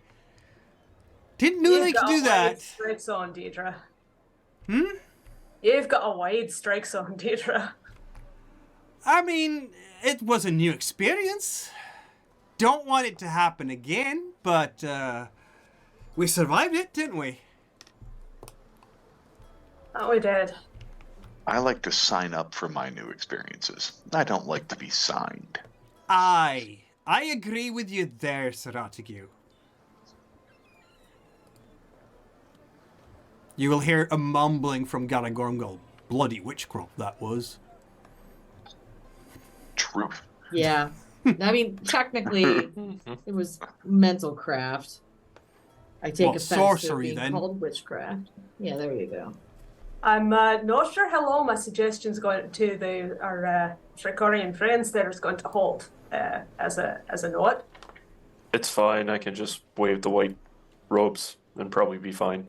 Just something like you guys got captured, and I've got a copy of the quote-unquote wanted posters. I could just say that you're my quote-unquote prisoners. And we're on for a walk on the island. But I'm not wearing vines in the poster. How will they recognize me? All 18 of us are your prisoner. Yeah, hey, what? Listen, Stefano, I don't do the talking thing, okay? It's the power of the symbol, right? Exactly. That's another of our tricks, by the way. You're full of them. Okay. Some of the fairies will probably flitter around you now, and even maybe appear to you, which might be weird to Errol. I don't know if you've seen the fairies so far. Have you seen the fairies?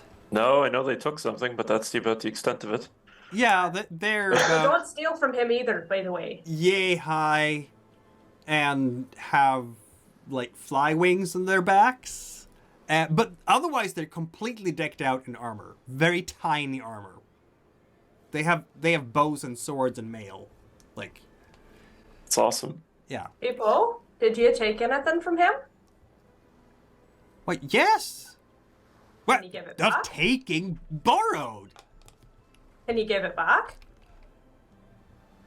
Why? Because I'm asking you nicely. I guess we can. Sipo, do you remember where we put it?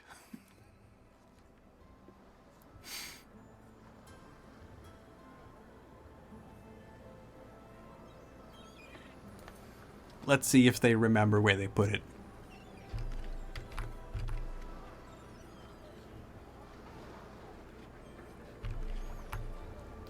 I'll roll it. Let's see. Yeah, I do. One of them will bring it out from.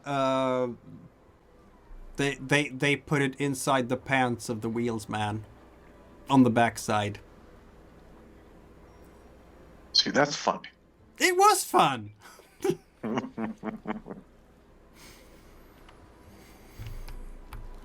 Yeah, the captain is basically about to take you back to Silver Sound, alternately Vumbra. Yeah, no, sorry. Captain, turn us around. We're going back to the island to keep looting it. What? He was actually heading towards Vumbra now. So, I mean, you're not halfway there either, so... Yep. Island has, witchcraft. Yes, Magical witchcraft. defenses.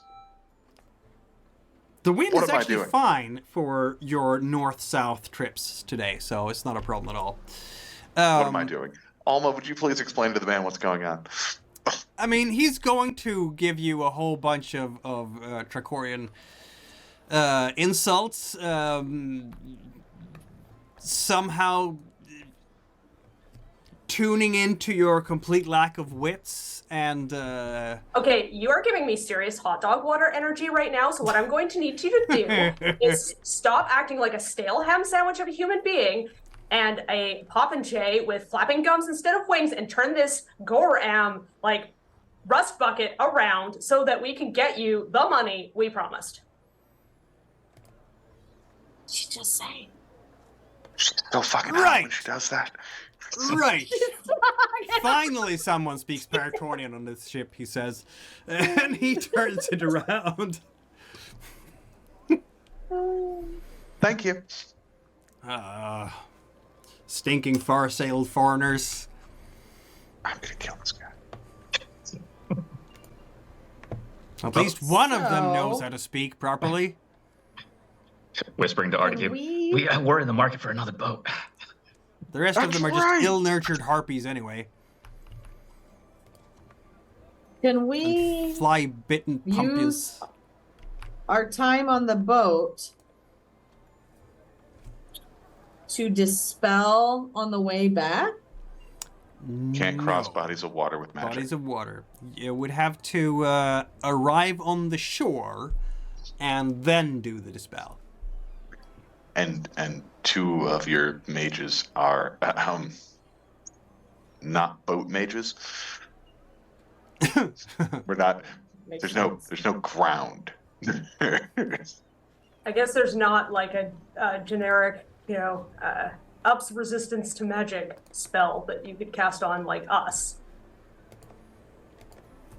You Not that I'm aware know, of. Well, I think in theory we Same. can do anything Mikhail In says we can. theory, this is a yes but or yes and system, right? So general spells. So as a spellcaster, there are things you can do. You can obscure your magic, you can bind your magic, you can do magic attacks, you can do magic defense. So, defense against ranged attacks, I suppose, but also I would say like anti-magic stuff. Why wouldn't that be a general type of thing that all spellcasters could do? Because that would make sense, Oh. right? Okay. I have something to spend none of face us- dice on this time. But none of us can get to 9 dice. No, can't.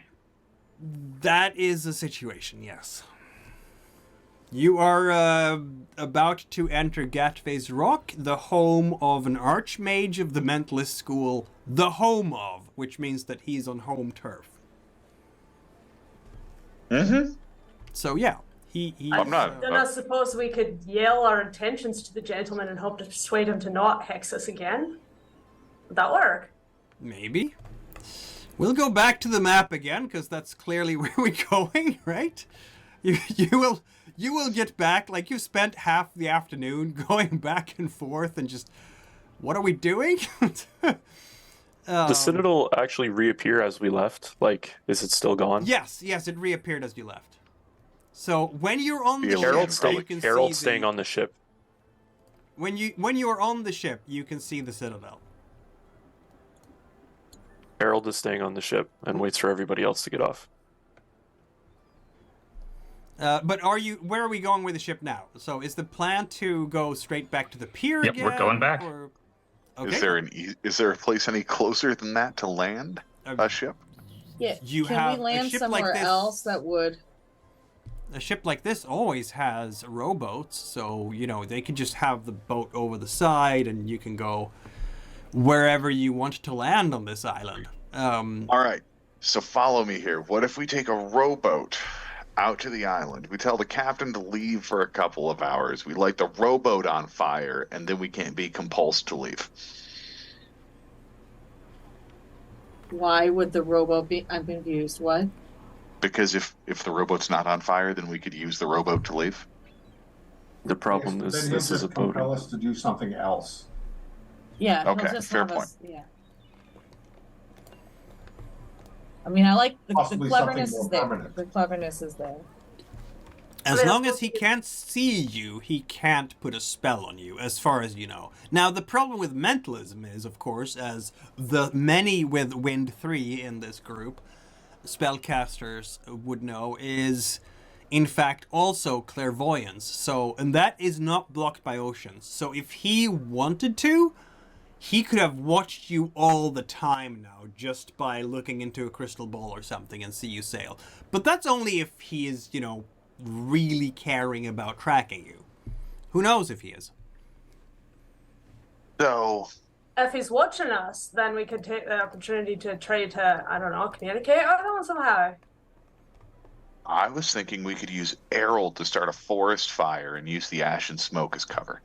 I mean, like, he's your boss's brother, right? So it's not like we mean harm exactly. If we literally spelled it out on the ground, assassins are in your house. We're here to help. Maybe he'll turn off the wards. Maybe. We could communicate with him through clairvoyance as well. We've done it before. I look at Stefano. Is there a moon in the sky? No. Is it nighttime? No. It's afternoon. I think you may have Almost. trouble with that. The Raptorana don't have any sort of mystical protection against compulsions, do they? Not that I know of. Given that you were affected. They're probably having the same problem. How did the Raptorana get inside the Citadel? Possibly Or they maybe they snuck in. didn't. I mean, when I sensed them, we did not see them when we were up there, whereas if they were... My sense was they were inside the building. Is that right, Mikhail? Is that kind of the sense I got as to where they would have to have been? I mean, when you were looking at the Citadel from the ship, that is where you feel they were. Yeah. Yeah, but when we're at the front door, did they feel like on the other side of it? How accurate? When you were at the front door, they did not feel like they were right on the other side of it. It's more maybe in the middle of the compound. I communicate that. How accurate is your sense of where they are? I mean, spatial reasoning's not my strong point. I suppose it could be off, but I'm pretty sure they're inside.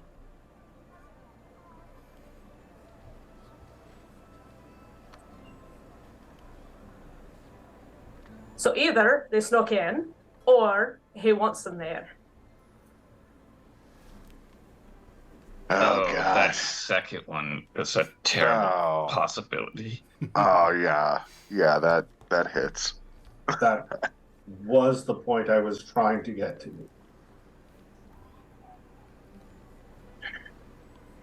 Okay, so... For those who are I should- listening to this, I have the best poker face in the world. Now, I should say, that generally speaking, we have no friends, we have no allies, we have merely satisfied clients. So the idea that it's made some sort of deal while not outside the range of possibility, and it's possible that something's going on in the background I'm unaware of, but the likelihood of him being somehow allied with my colleagues, it does not strike me as plausible.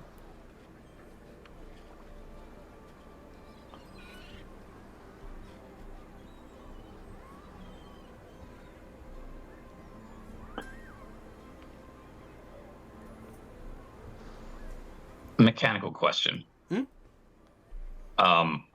If you had some sort of magical ward protecting the front door like he does, if Callimachus was killed, would the ward disappear, or would that just stay indefinitely? Well, I mean, that's...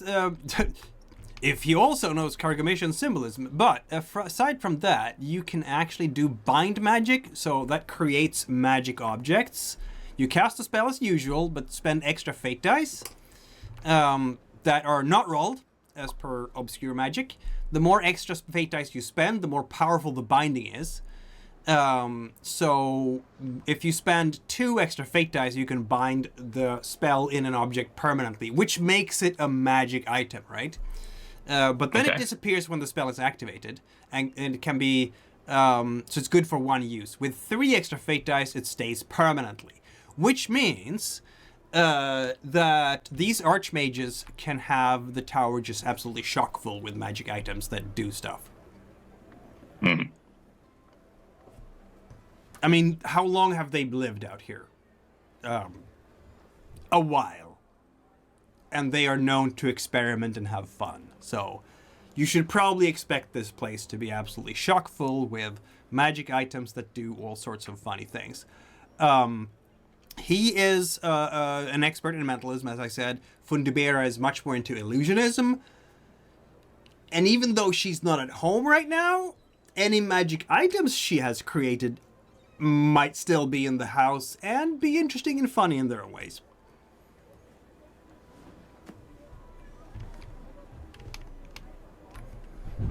I wonder if we could send the fairies looking for a window. They are invisible when they want to be. See if they get afflicted the same.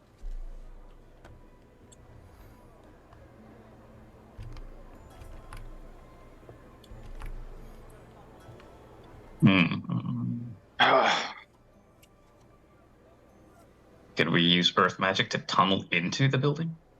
Yeah, I was thinking about You that. could do It that, just maybe. that's certainly possible, at least. Can we knock the building down? Earth magic can do that, yeah. Like literally, Again, there is Yes. tectonic Oracle is summons. inside the building. Well, yeah, but I mean, Stefano's a doctor. So you can topple structures by moving the earth and mountain beneath them. To topple a wall, difficulty 2 or more, depending on the thickness.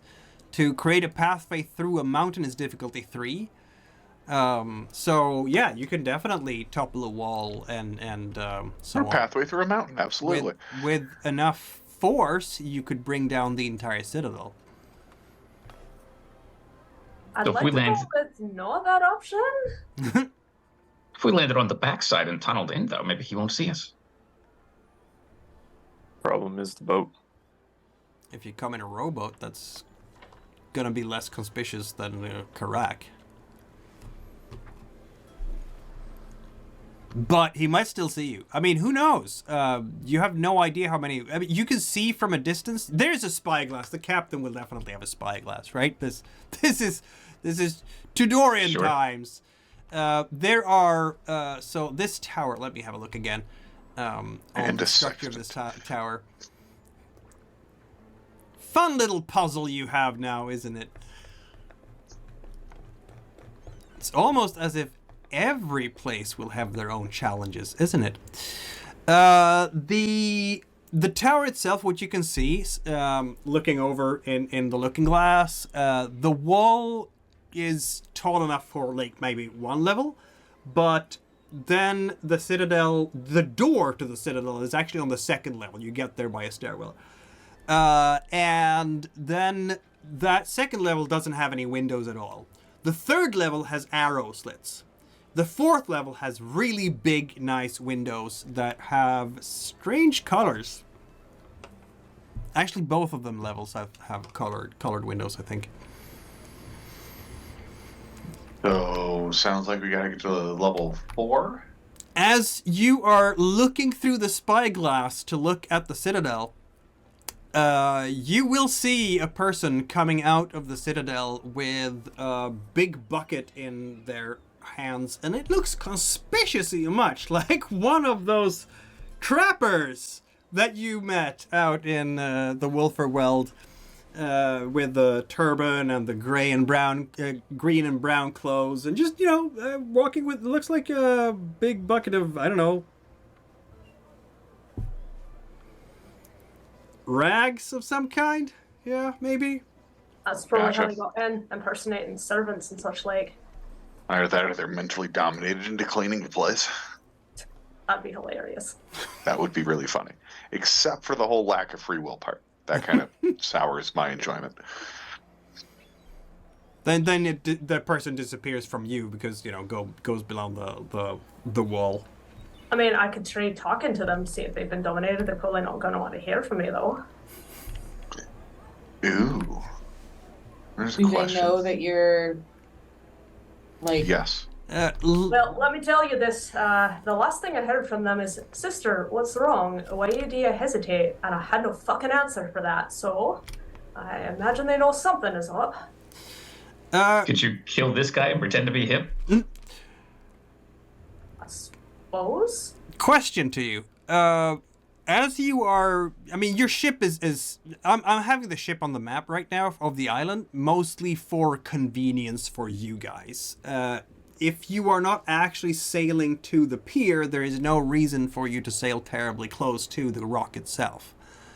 So what where are we how are we using the Karak right now? Or are we going in a rowboat? What's going on here? So, Mikhail, correct me if I'm wrong, but I'm guessing that this here tower Yep. Goes up higher than this here hill.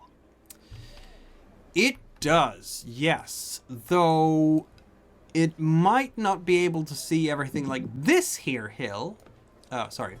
This here southern hill is going to block the view of the southern coastline if you're in the tower. Well, I yes. suppose we Then could also land near the forest Yeah. and use the woods as cover to approach. except we still can't get there through the woods.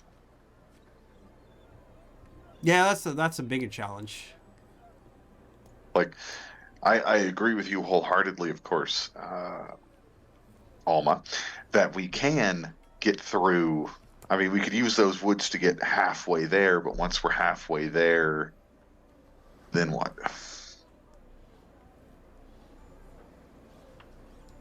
Because I got to figure the walking visibly across the field's what really bones us. Well, what if the ship sails across the top here, and we bail on a rowboat here and tunnel through that way?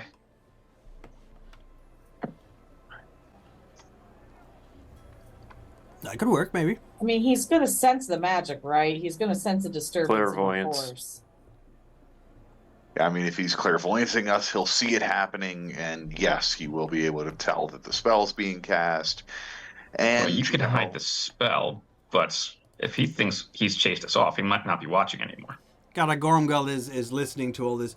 Well, my lords, if we're to attempt a sneak attack, I would definitely recommend going in at night, sir.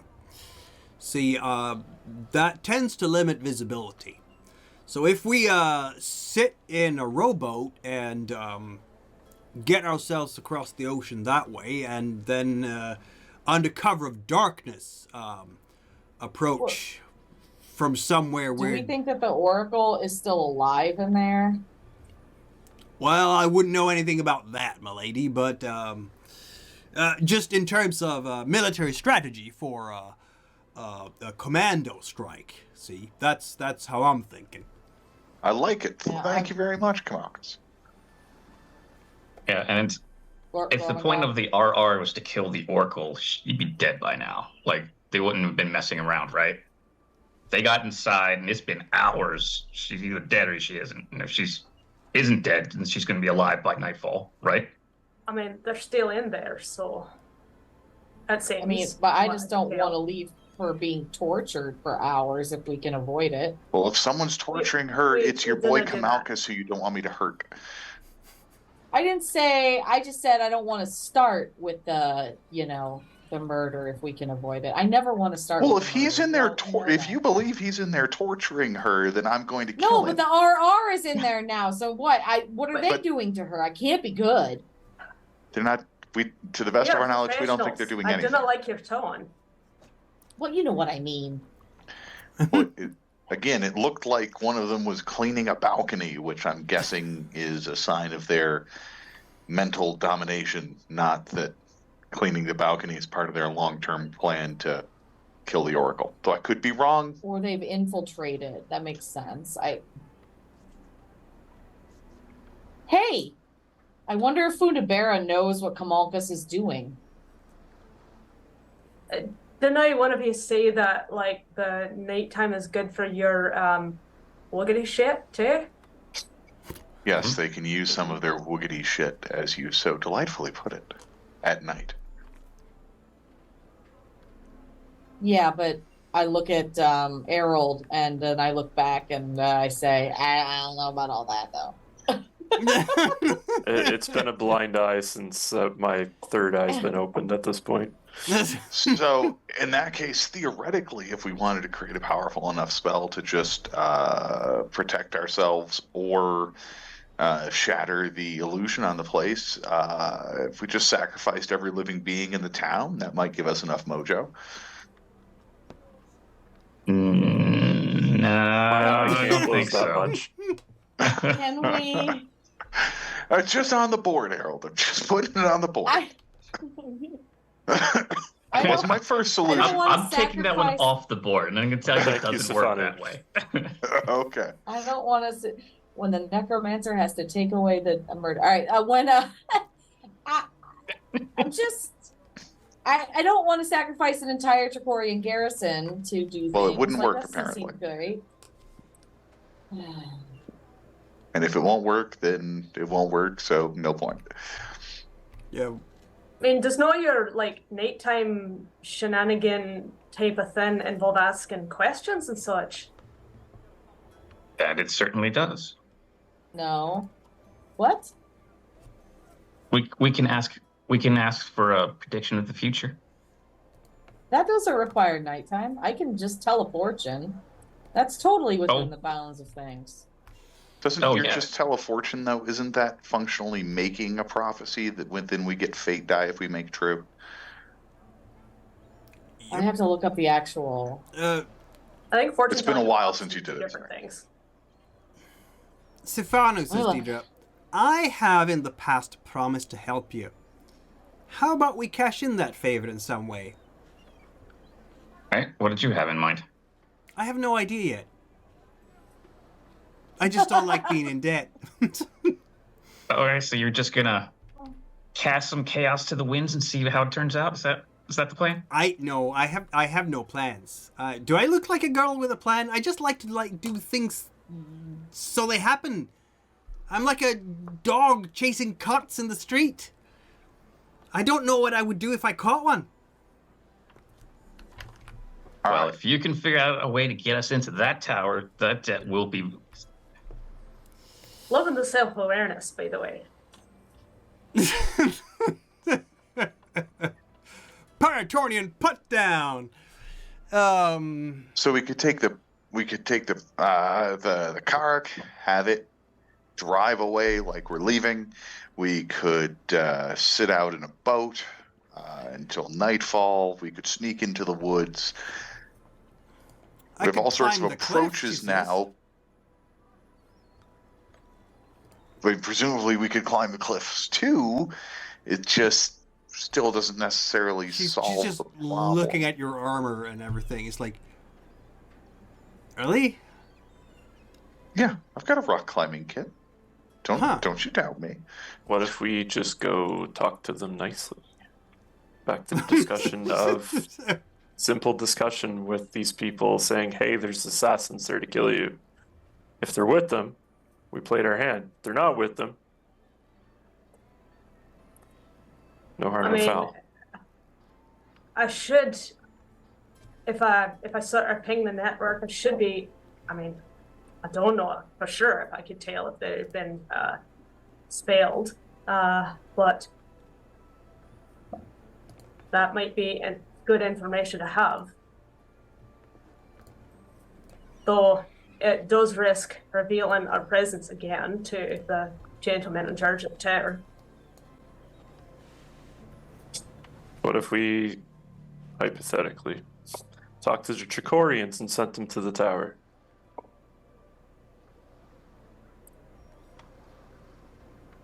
We could like this is Convince them that there's enemies of the Empire in there somehow. Sure. Yeah. I mean, that's not untrue. it's always been true. So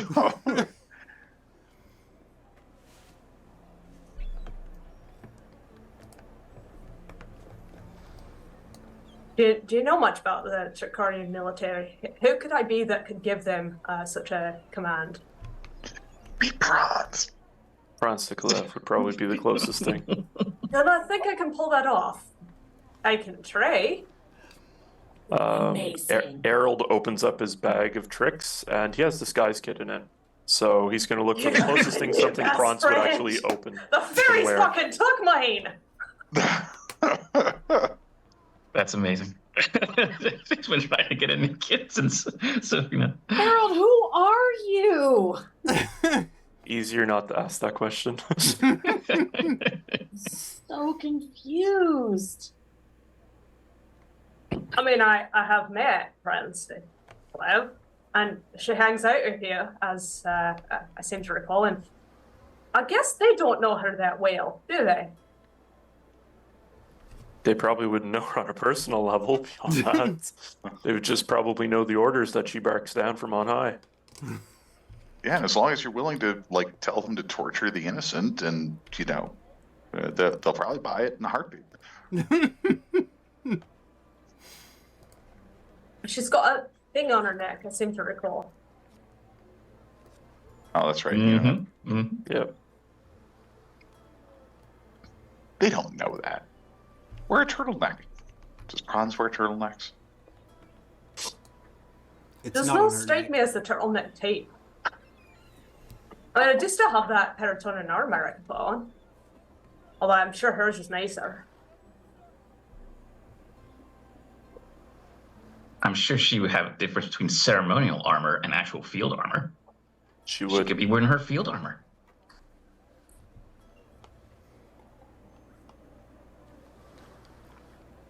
All right, so we. She's known for having 2 swords. She's a fencing master. She won the fencing tournament in the Toronda in Strasilva, which makes her pretty much a rock star in the fencing world, and for others as well. So you know she has like a broadsword or saber actually, and a short sword that is well known. Those are like the standing attributes of Franz de Calva. Does Gattve Gormgold have anything similar? Nah, he has an axe. That's his Oh, okay. weapon. But And his shit's like 400 years old. yes, it is. Gistaki has. He has a sword, but it's He has a bastard sword, but it's a bastard sword. Yeah, it's a long sword, so it's not a saber. I have a black sword from another dimension that You parts do? metal like butter. I guess if you're wearing both of them, it might not look wrong from a distance. Oh, but if Yeah, you I don't let think any it's gonna natural. fool anybody close up, though. I mean, I'm good. I'm not that good. Oh, I think you could do it. I have faith in you. I'm sure there are some short swords on this ship, though, because the sailors will have to defend themselves against Transparent pirates. There might even be a saber or two, because that's not. Or there might maybe be a have guy who saber? can use illusions. Nah. Wheel workers are not that common. No, I mean, I'm pretty sure he's referring to himself. Oh, right. Yes. I mean, I'm sure I can barter for some swords. Yes, that you can do.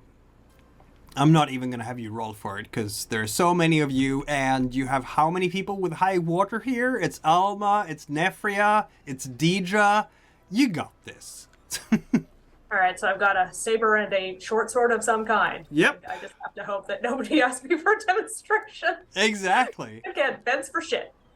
Well, you just have to use that Paratorian insults. Yes. How dare you challenge me? If someone asks for a demonstration, just tell one of the others to tear out his fingernails, and they'll be like, "Oh shit, it's Franz." So are we going to do you have a disguise kit, you have the swords that you need, I'm going to give you 2 dice for that, you have your 3 water, and you need to spend at least 1 fate die for your artistry. All right, so 3 water, 2 bonus dice, and I'm assuming Errol is also helping me. Yes, Errol's going to be there to basically yes. make the illusion even further. Well, So he you will also have has a better to- idea of what Franz looks like than I do. Exactly. Mm. So wait, you had how many dice did you have at the start? You had 6 at the start of the session. Did you spend any? I spent 2. All right, so now you're down to 3. ordering the Trachorians around the first time. Right, but you know what? I'm gonna say that you are serving the gods and being their tools in the world, right? Because the objective here is to get to the White Eye. So I'm gonna give you 3 dice right back, so you're back up to 6 after spending for doing the disguise. How about that? Yeah, now, does that give me a die, or is that just what I need to make it go? I mean, you will be, after you spend that 1 die, you need to spend that 1 die to make it go, the disguise. Okay. But you need to roll, so you're 3 water, we want to have good Master Errol helping you. How are you going to help her? You're not going to use your slow wit to describe what Prounce looks like, because you're terrible for wind. But maybe you are used to using disguise kits as well, right? Yep. Something like it. I mean, you don't actually have the disguise merit as such, or expertise as such, but you have the disguise kit. So maybe you can use your fire to use your hand-eye coordination to improve how she puts down the makeup as she is applying it. Also, maybe adjust the armor too. And adjust the armor, exactly. That Little one goes increase. there, this one goes there. That's how she carries it. Walk a couple of times, look at my gait, that kind of thing. Roll 3 fire, Errol. 2 extra dice right there. Nice. So that gives us 3 for water, 1 for disguise, 2 more for tools as 6, and 2 more lands you at an 8 dice in total. Alrighty. Errol has been the most helpful person of anyone. So Helpful. So helpful. So we have 1, 2, 3, 4 successes, which they have to beat with their water. I mean, it might happen if enough of them are around, because technically you could go 1 person plus 1 die for each person that helps them, but I don't think you're going to talk to all of them at the same time, so... Alright, so I guess I will march off the ship like I'm simultaneously over-caffeinated and pissed off at the world. Wait, you're going there in, you're lowering the boat from the caravel, I'm guessing. The boat can have a small sail, you can get into the pier, because... Take Errol with you. Franz and Errol Yeah. have traveled together before. Mm-hmm. Yep. Nobody goes alone, remember? Nobody goes alone. So, this will be, Alma and Errol going ashore. In a small fishing boat, it almost looks like, which is less conspicuous if there is someone up in the tower watching, right? And I imagine the rest of the party is perhaps going to take the opportunity of this distraction to launch their own small rowboat around the other side of the island, perhaps. All right, where are we going then with the rest of the party? Because weren't they going to chill out till nightfall? Wasn't that the idea? Are we chilling until nightfall? Or Yeah. are we all chilling until nightfall? We can do that too. Like, that's got a Gormgul's recommendation. Might be onto something. I was down with the Bootmaster's recommendation. He's done a lot of campaigning. He has done a bit of campaigning, hasn't he? So we are basically, if you want to do any other preparations before the launch of Operation, what are we calling this operation? All the cool commando stuff has operation names, right? Operation Get Ashore. Yeah. Operation Random Bullshit Go. Kool-Aid Man. Oh, yeah! Oh no, we don't want to hurt the wall. So the sun will set at about 6:30 or so. I really need to update my thing here, but let's say that you go ashore at 7, so it's properly darker, and you are going ashore. Which side of where are we putting the group token here with the rest of everyone? Do you want Put it somewhere to? for I don't me. know, guys. Do you want to walk from like down south, or try to climb? I mean, we can either try to climb the cliff, or we can walk up from the south. Those are The cliff would be like here-ish, so climbing up that way. So, from there, it's a steep cliff. It's basically a sheer cliff. I'm sorry, the graphics doesn't quite do it justice here. I should have done the map clearer. But there we are. It's okay. We have Thinking imagination. Yes. here gives us cover from this rock. Yep. And down here gives you cover from this rock. And at night, if he can see us, the cover doesn't really matter anyway because he's using magic. Yeah. Though, I mean, yes, there is clairvoyance, and he can certainly use that to scout the surroundings if he's so inclined. It's just a risk, I guess, you'll have to take.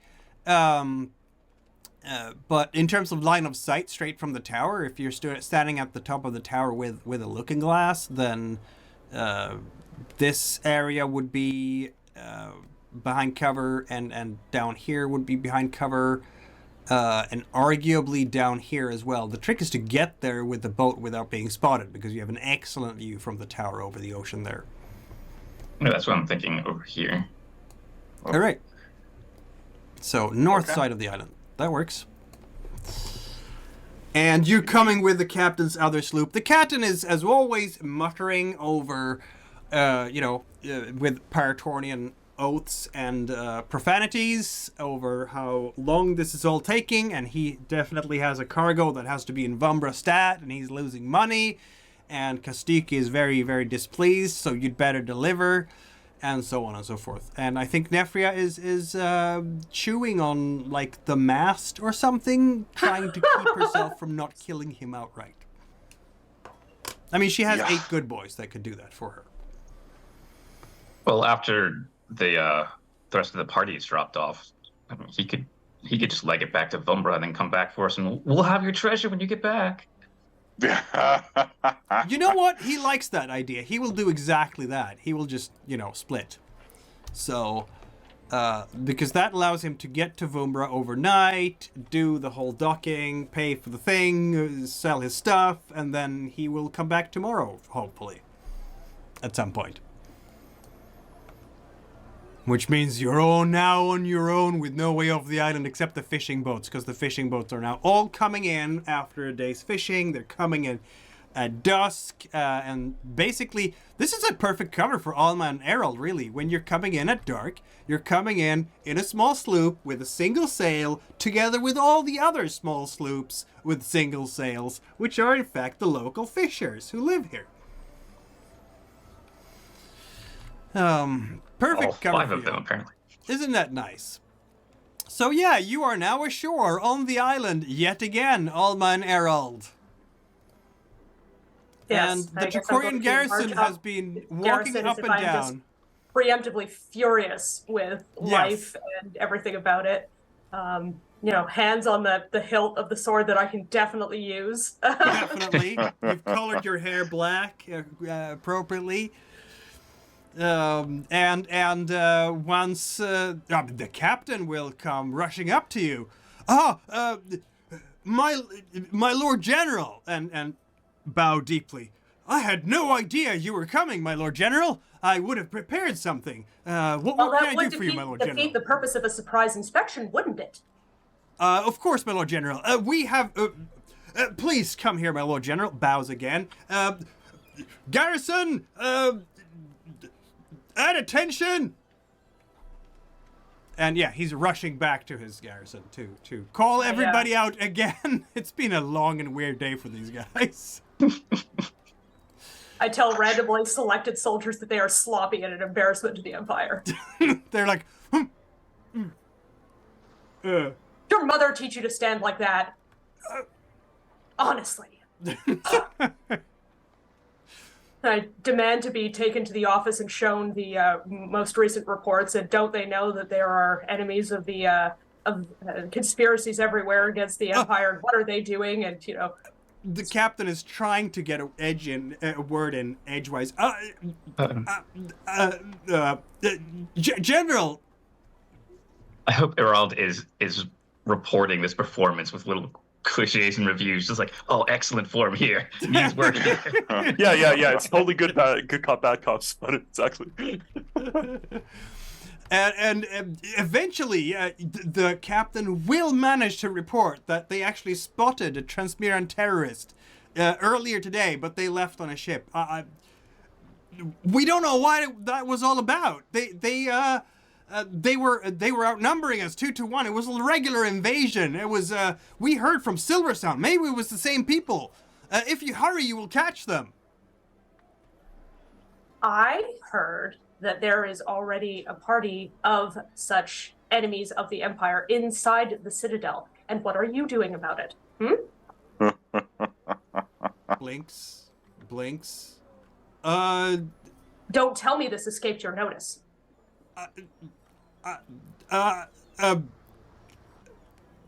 General, we've only seen trappers and trackers come. It's like the only people who came before the terrorist was a small group of trappers. Let me ask you something, Captain. Do the enemies of the Empire always present themselves as such? Sweat is coming down his forehead. He can see his career die slowly before his very eyes. My pension. Exactly. So I would like to know what you are going to do about this. True. I have had to come all the way here to address this situation. Yes, General. Troop. Let's march out. Let's go. But and then he looks at you. But the Citadel is gone, General. Greed disappeared when we arrived on the island. Is that my problem? Let's see now. You know what? It might actually be back now. In the dark. If it is back. Yeah. General, the Citadel is gone. Prance looks back at him. Are you stupid? He's looking at like the night sky, the silhouette, which is like darker where the Citadel is compared to the like the stars are hidden behind, and he's like, but but the Citadel was gone before. I don't want to hear about it. All I am hearing is failure. Franz, I thought you told me this was one of the best garrisons. It was. General, I am so disappointed. it was gone. Oh, you don't, General. You understand that there's sorcery happening in this island. It's weird things all the time. I see.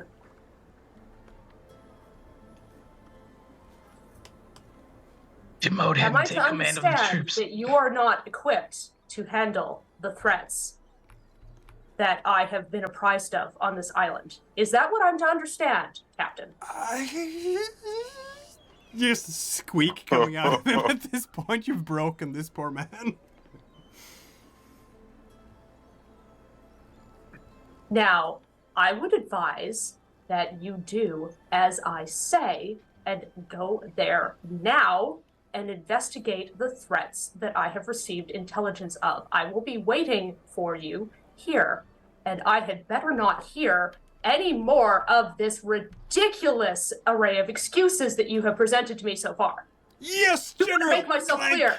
The best looking attention you've ever seen. Snapped to.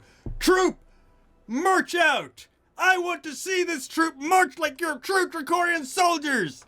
Hop two, and they start jump. And it kind of for those who know these things, which is not Elman Errol actually, but if Sir Artigue or Garagormgeld were to see it, it would be clear to them that these people haven't bothered doing like marching drills for ages. So they're trying to keep, but one is always out of rhythm with the rest of them, and it kind of looks a bit ridiculous. I may not know what I'm looking at, but I'm still going to mutter to myself about how this is a disgrace.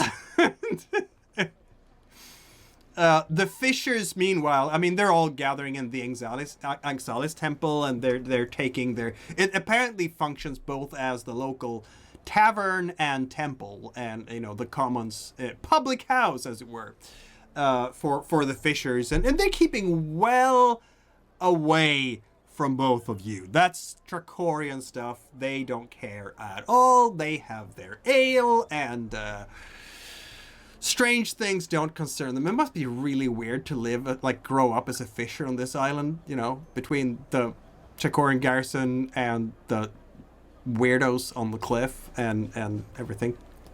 I mean, the universe is a mysterious place. It is. Could you imagine growing up here and then moving somewhere like Tresil and just explaining your childhood? Everyone's like, "You are so full of shit." He's like, "What are you talking about? It happened all the time." I mean, it doesn't need to be a scene, but I am absolutely going to go into the garrison and look at reports and things, because who knows? I might learn something useful. Yeah, you will learn that they have heard of the terrorist attack on the Silver Sound, and be on the lookout. Yada yada. The word has spread, clearly. So serious. Yeah. I mean, I don't imagine, because Alma and Errol are like the two worst people to identify intelligence. Like, yep, those are reports. Mm-hmm. and the logbook is all filled with nothing to report today, nothing to report today, nothing to report today. Oh, fireworks tonight. Strange party tonight. Nothing to report today. Weird sounds from the top of the... and so on. That's basically it. Right. If anybody has any makeup, I would get a jacket. But, other than that, I feel like that's... Yeah, no, that's not necessarily a thing. The troop up here on the north side here, where are we going with this, my friends? Could not begin to tell you. You have landed on the shore again. Weren't we going to try to get 3 successes to tunnel? Yeah. I mean, 3 successes between the two sounds likely. Mikhail? Yeah. As we atomic laser summons. focus... You need What was that? I was just going to ask, is one spell casting going to be sufficient to drive a tunnel from where we are to the base of the tower? Well, once again, if you want to do something not anti-creationist, you'd have to speak to the mountain first. No. As Alan taught me, that's only if I'm harming someone, and otherwise it's not anti-creationist. Fair enough. Despite what you've done to me in the past, sir. I'm a terrible person. As long as you do not violate the essence of the earth. Fair. I would have been an anti-creationist eventually anyway. It's fine. Gattve has the reputation as like the most polite tectonic summoner. He's never sure when he needs to ask permission, so he just always does. Speaks with the mountain. No, slides and quakes. Pathway through a mountain is difficulty 3. For this too, you must first cast a spell to talk to the mountain to make sure this is not anti-creationist. So that particular spell requires it. Delightful. All right, so how many successes do I need to drive assuming I get the mountain's permission, how many successes would we be looking at to drive a tunnel from that coastline through the ground and up to the base of the tower? Well, Still the same question I started started with. The description says create a tunnel through a mountain, not like 20 feet. So it sounds like you only need 3. As soon as Mikhail says, you only need 3, I'll believe it. Well, since toppling a wall is difficulty 2, I'm thinking... Well, it does say pathway through a mountain, doesn't it? Okay, I'll go with a 3. All right. It seems to me that it would be a 4 because of the distance, long distance and all that stuff. But this rule set is not always terribly clear with difficulties. Well, yeah, I thought the immense amount of space I was trying to affect would fuck me, but okay. Yeah, that's kind of the feeling I have that it would be more. But the table can decide together. Like, long range would be difficulty 4. So...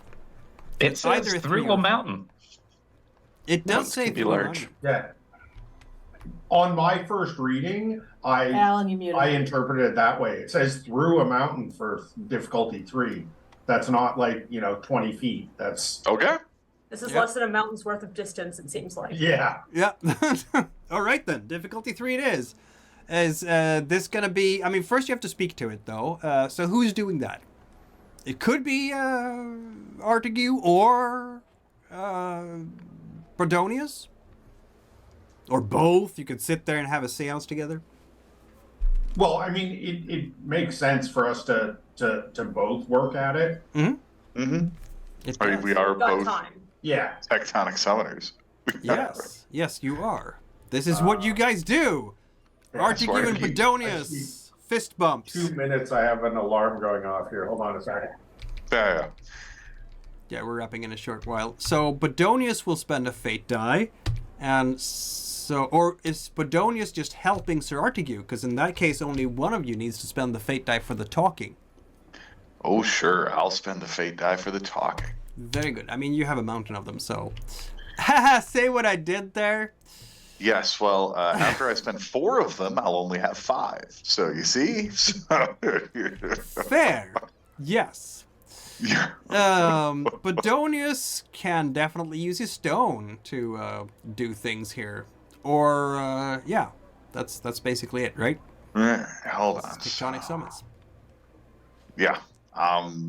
So he's assisting with talking to Mountain? I'm guessing he is, so... Oh, he had a thing to do? Yes, he had an alarm, I think he said. Yeah. The man, the myth, the legend. There we have it. Okay, so are you gonna roll 2 dice there to help Sir Artigue with libations, as it were? 2 dice? Mm-hmm. You don't have to spend fate dice on this. You're just helping Sir Artigue. Oh, okay. Both of you are basically sitting down. I mean, I don't know how Sir Artigue does it. Maybe he's lying down and licking the ground, but Bedonius is probably sitting down in... Yeah, Bedonius is just sort of sitting cross-legged with his hands just touching the ground. Exactly. So. You are as if you were by Mount Rance. And that is a 6 and a 1, and the 1 would have been bad, but it's a 6, so 2 extra dice to Sir Artigue. We'll take the 6. And yes, as usual, Artigue gets down on his hands and knees, feels the dirt, examines the dirt, looks at the dirt, tastes the dirt. If there's a particularly interesting rock he finds, he'll throw it into his rock collection. God damn it. Well, that was successes, so you will hear the mountain. I'm going to say that both Bedonius and Sir Artigue will hear the mountain. It is a sleepy mountain. It doesn't speak much to others. Clearly, tectonic summoners don't come out here very often. Can't imagine why tectonic summoners don't come out to small islands. You are here. Yes. How kind of you to come. Yes, we wanted to stop and pay our respects to the great and powerful spirit of Gattve's rock.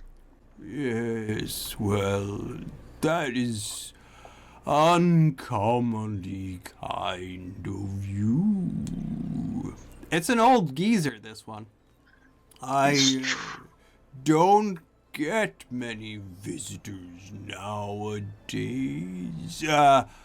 I'd say, well, there are people working the weave right on top of my head, but they've never bothered to speak to me. How rude. So, coincidentally, those spellcasters that you feel working the weave on your head, well, Mount Rons gave a prophecy from the gods. Good old Rons.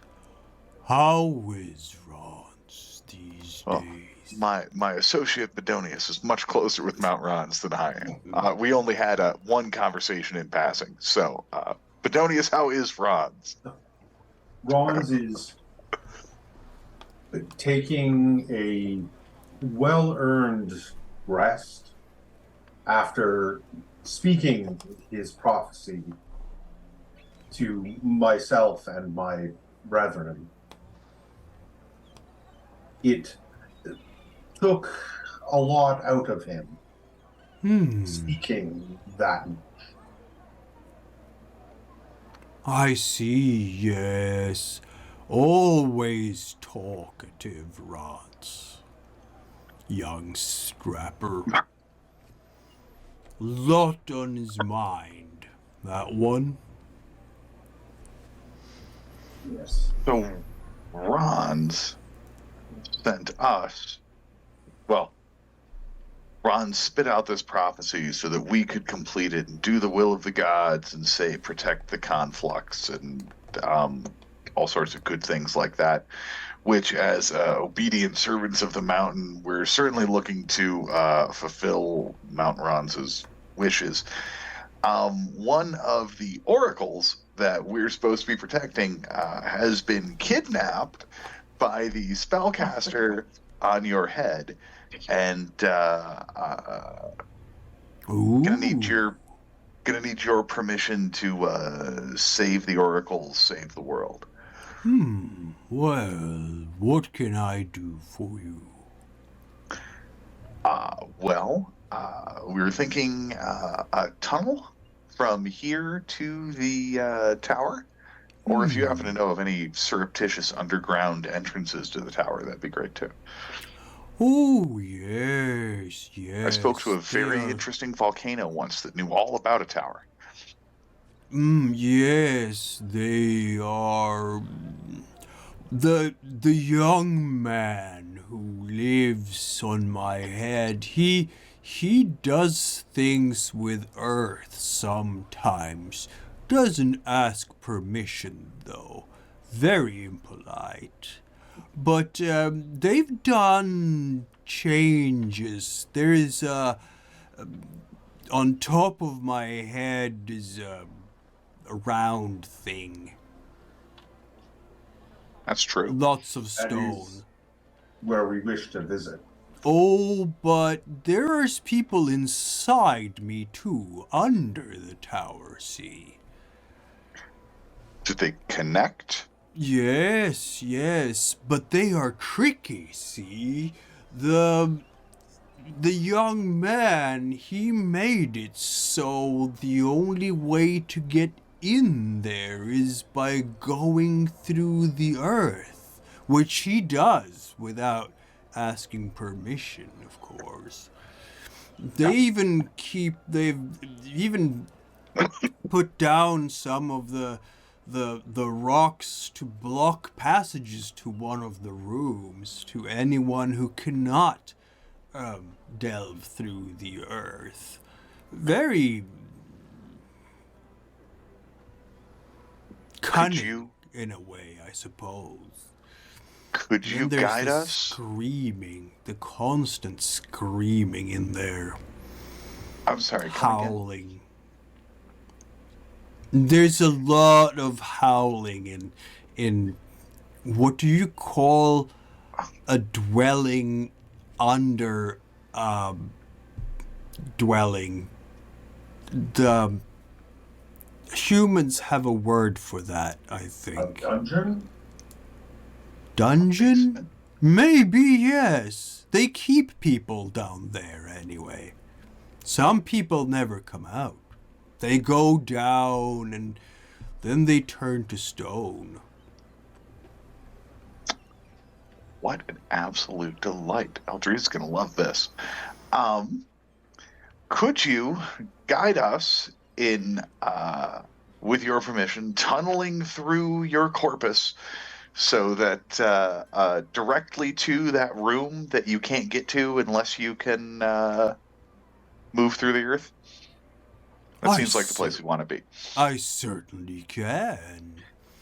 And if I have to, for instance, drop some stone buildings or rocks on someone in pursuit of the will of Mount Rons, do we have your blessing for that as well?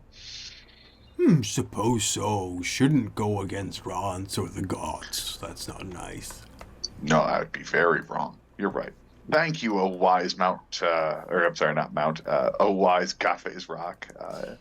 It was truly a pleasure speaking with such a distinguished and old mountain. Why don't we roll for the second spell then? Which is the one where the actual tunnel opens up. And now the question is, Bedonius, do you want to help with the ritual here with actual fate dice? Or Probably should, yes. so This is an important role. It is an important roll. You need 3 successes. You have your tectonic summons, so you could roll 4 dice in total if you spend 2 fate dice for this. Yeah, I'll do that. On the other hand, I'm going to give you 3 dice to see rounds will done. Oh, So you'll end up at a 6 at the end of the day, even with Nice. that. So, you know, All right, you're working for the gods, aren't you? All right, so I'll roll my 4. 4 dice indeed. Oh, man. That's right. We should have just had you do the whole thing. Shit. Right. Wow, Ew. that is 3 So, successes right there. And then, Sir Artigue, did you want to roll 2? Not that it's necessary at this point. I mean, if Bedonius feels that he's got this, I'll certainly preserve the fate die. I do have a question for you, though, while you're doing this. At this point, of course, as you are working the magic, anyone who senses magic can sense what you're doing. Unless you obscure it. Yes.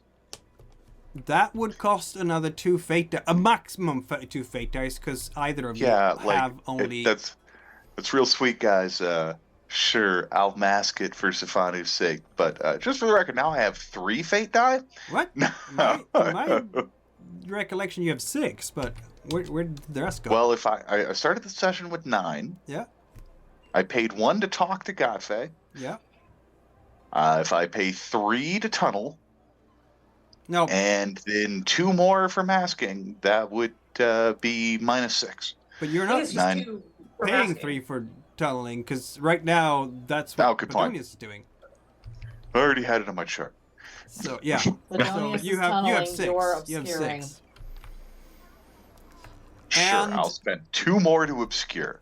Okay, so you're down to... No, you're down to 6 after you obscure it. Yes, too. that's 6 after I obscure. Yeah. So now Kamalkus would have to actively do a sense magic spell using his own fate dice to notice that someone has done a spell.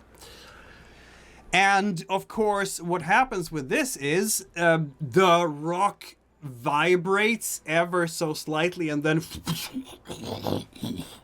it just collapses in on itself, and there is now a tunnel wide enough for a person to walk through, all the way into it. Just goes into the mountain, into the darkness. It will bring you to a room somewhere. You don't know where, because you only have the word from the rock itself for now. But you do have a way in that will not take you overland. And with that, my friends, I think it is time to set a pause in the session and the adventures. That was a delightful way of solving this, I have to say. And it's going to be interesting. It's going to be for some interesting developments when you get where you want to go. So I'll see you guys. I want to know what the soldiers are going to do. Right? That's going to be Right. entertaining. So I'll see you in 2 weeks, and I'm going to have to press gang Joshua once more. But I have a feeling that that might be the last session of this particular chapter, as it were, of discovering the Come white hang eye out and with us, Harold. We're cooler than your normal people. Be another I was going to say, it's player not we press coached. canning if I'm enjoying it, right? But And no one I at your also- usual table gives you a bunch of wildfire. I also officially... Yeah, here's 10 wildfire potions. Have a nice day. I also officially have to redraw the map of the Gattve basement dungeon because you just created a tunnel to it. Yep. There's And I'm also certain that we're going to start out exactly in the place where the adventure anticipates us being. Absolutely not. And with that, my friends, see you in a couple of weeks. All right. Bye. See you. Bye, everyone.